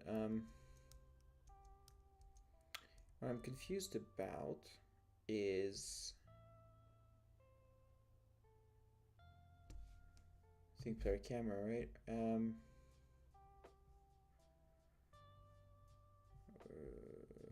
think I can have it somewhere. Like if I do authoring, exist at runtime, sorry. Okay, player camera, runtime, output, viewport rect. There you go.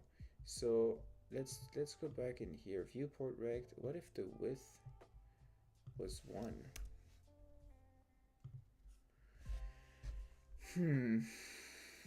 It would work. It would work all right, I think.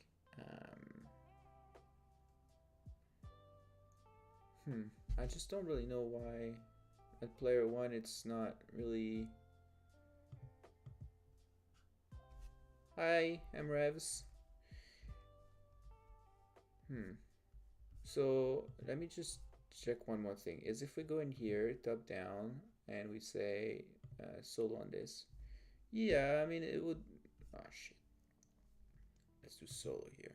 It would work, right? It would.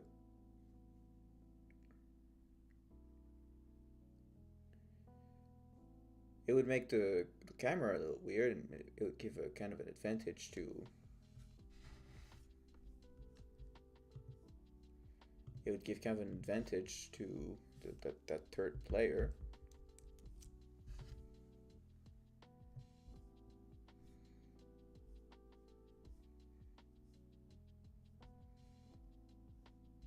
But I'm not really sure how else it could be.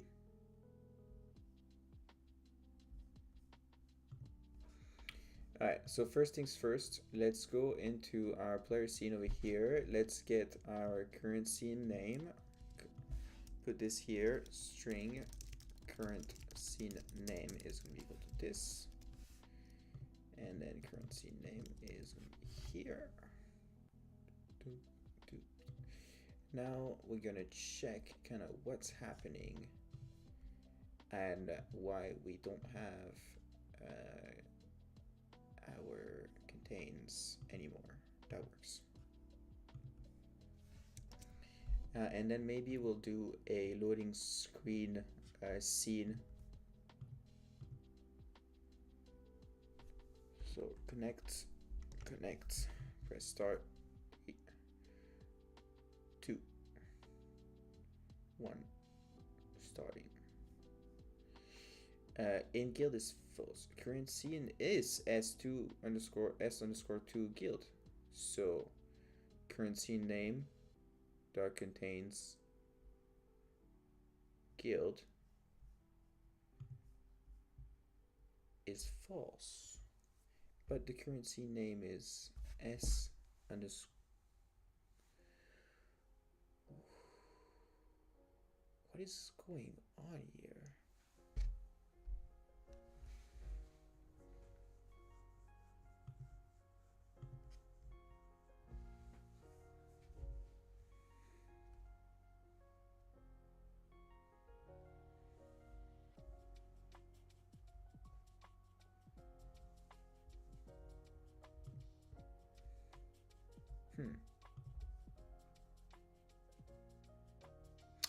Oh, wait.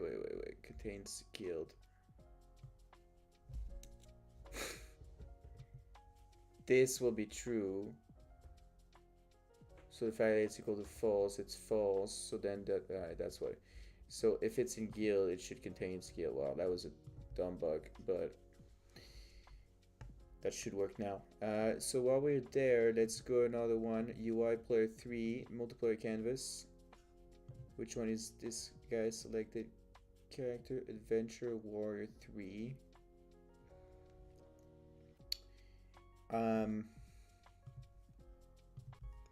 Let's do 2 more things to help us kind of debug what's going on with the selections. And in the wardrobe UI, which is gone, wardrobe UI.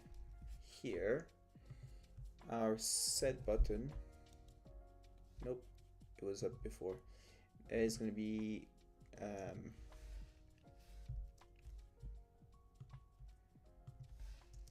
plus $, quote, bracket,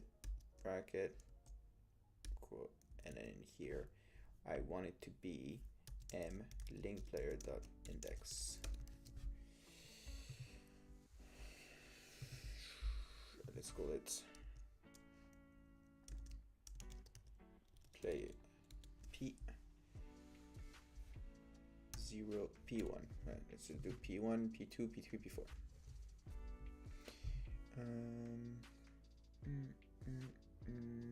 The other question is that seconds feels really quick, am I right? Timer. Do I have a timer somewhere or a clock? Timer. No, let's do stopwatch because I don't want to. All right, start.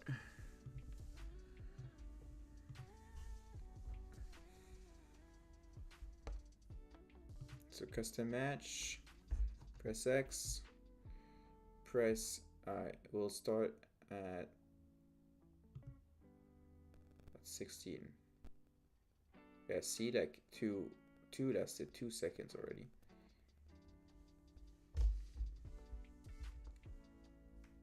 Oh, that's not right. Okay, well, at least we know that's not right. So in the UI, this guy should be P2, and the UI, this guy doesn't have anything selected. Why is that?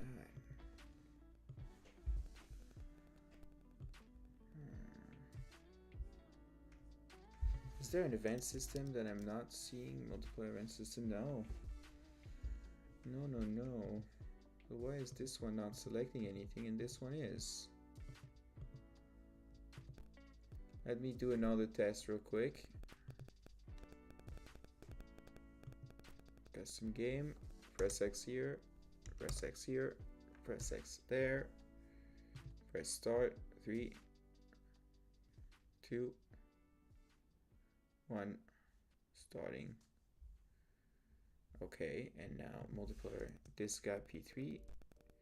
Okay, so there's only ever one that gets selected.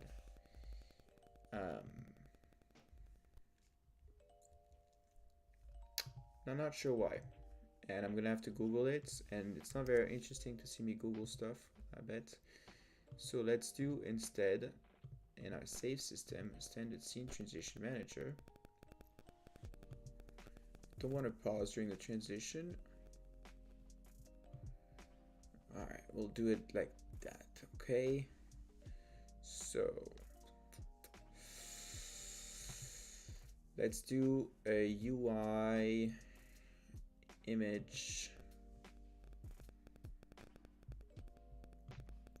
The canvas is going to be screen space overlay. The sort order is going to be the very top one.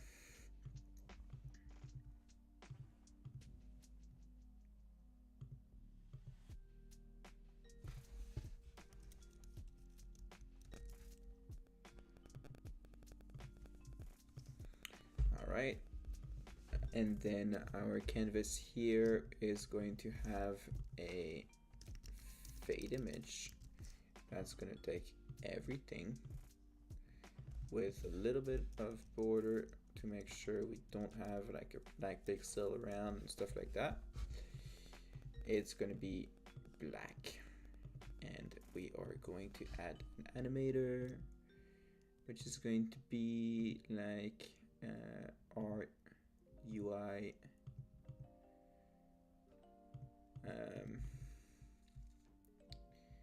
folder, animations, C#, no, not folder, it's going to be animator, controller, that's going to be a seen a transition.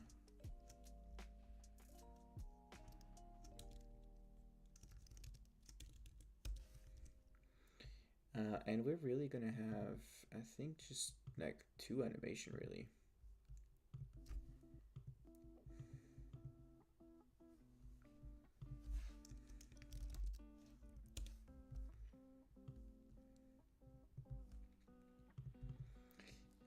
Create an animation called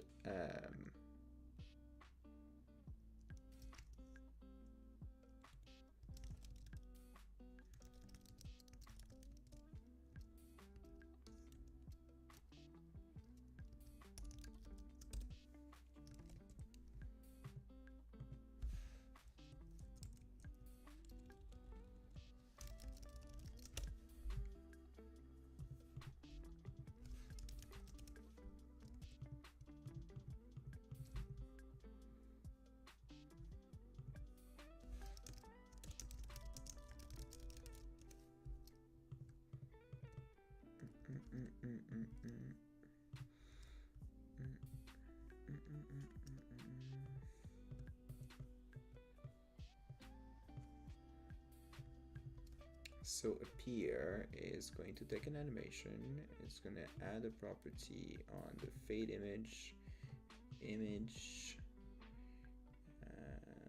color, I think, color,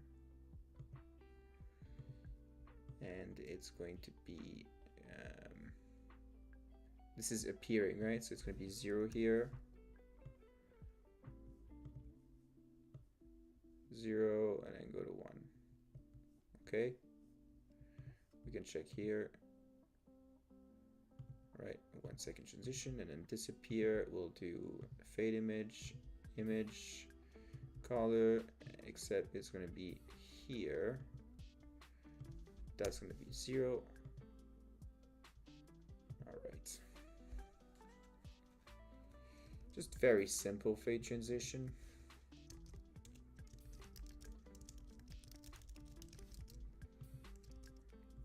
Because we honestly will just change it, you know.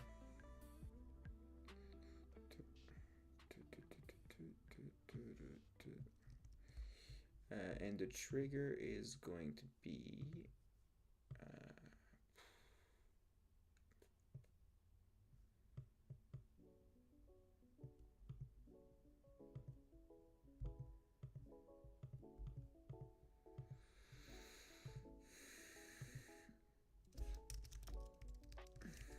it's just a switch.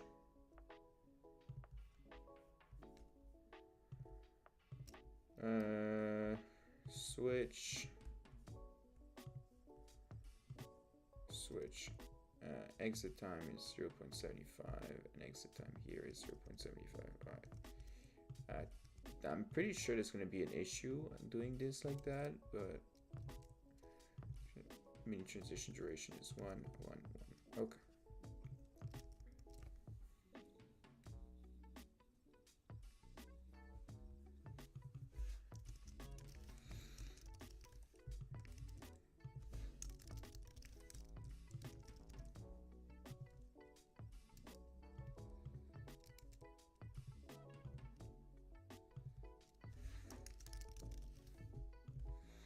So this is when the transition appears, and this is when the transition disappears. And now let's try it out. Custom game. We set up here, press start. And oh, you know what's going on? This is no need for a graphic raycaster here.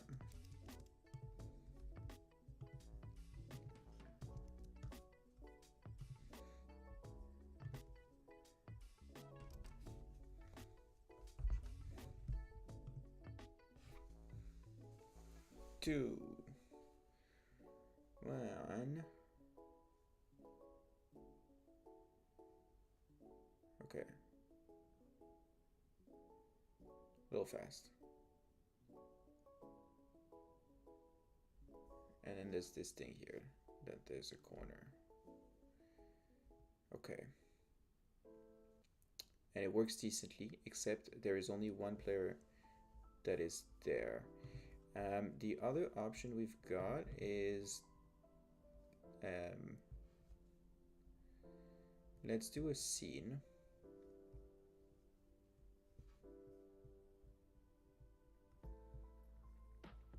A scene called the loading scene. And this scene, honestly, we'll just put, for now, the main camera is just going to be a simple color, solid color. Let's just make it red so that we see like what's going on. And then also let's add it to the build settings up here, and we want to add it up there. Come on, no, add it like this. And we won't call it, we'll call it loading.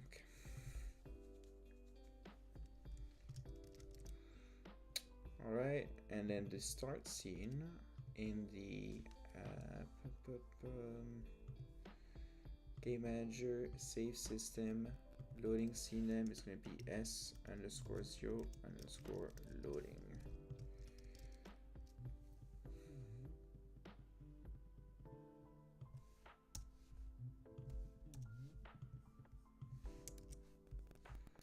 Let's see how that feels. All right, custom, press X, start, 3,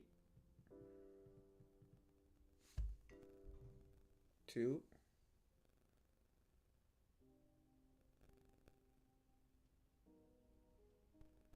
okay.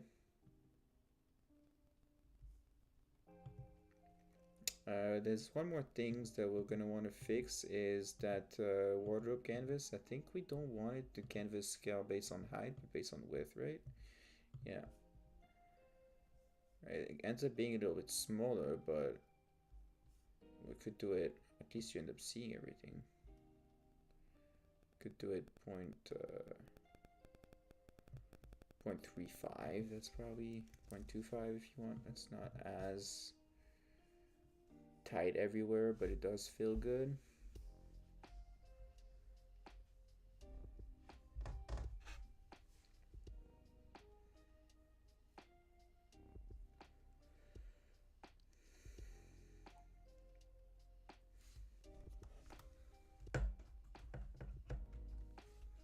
Okay, and then the other issue, I suppose, is that in the multiplayer event system in here, point has nothing there.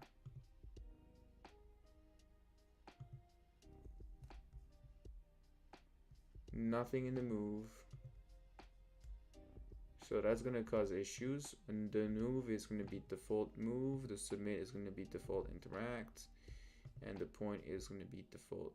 We can do also UI point, honestly. Okay, so let's try another one. Let's try UI navigate and UI submit. Now, it still doesn't work. Is it that I'm using the wrong one? No. No. And then if I go to player, open input debugger, users, we've got actions. Yeah, so he's got UI navigate in there. UI navigate, gamepad, left stick up, left stick left, left stick right. Yeah, so it should work honestly in D-pad, gamepad, but it is not working. I'm trying on both remotes. I don't know which one I pressed, but definitely not working.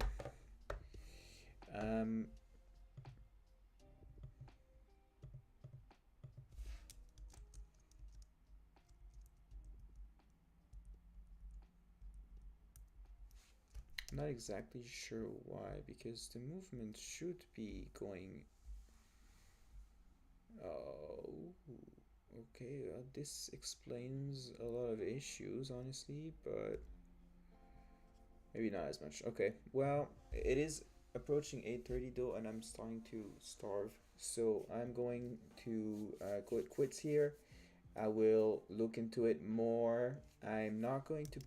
Well, I'm going to push just um, working.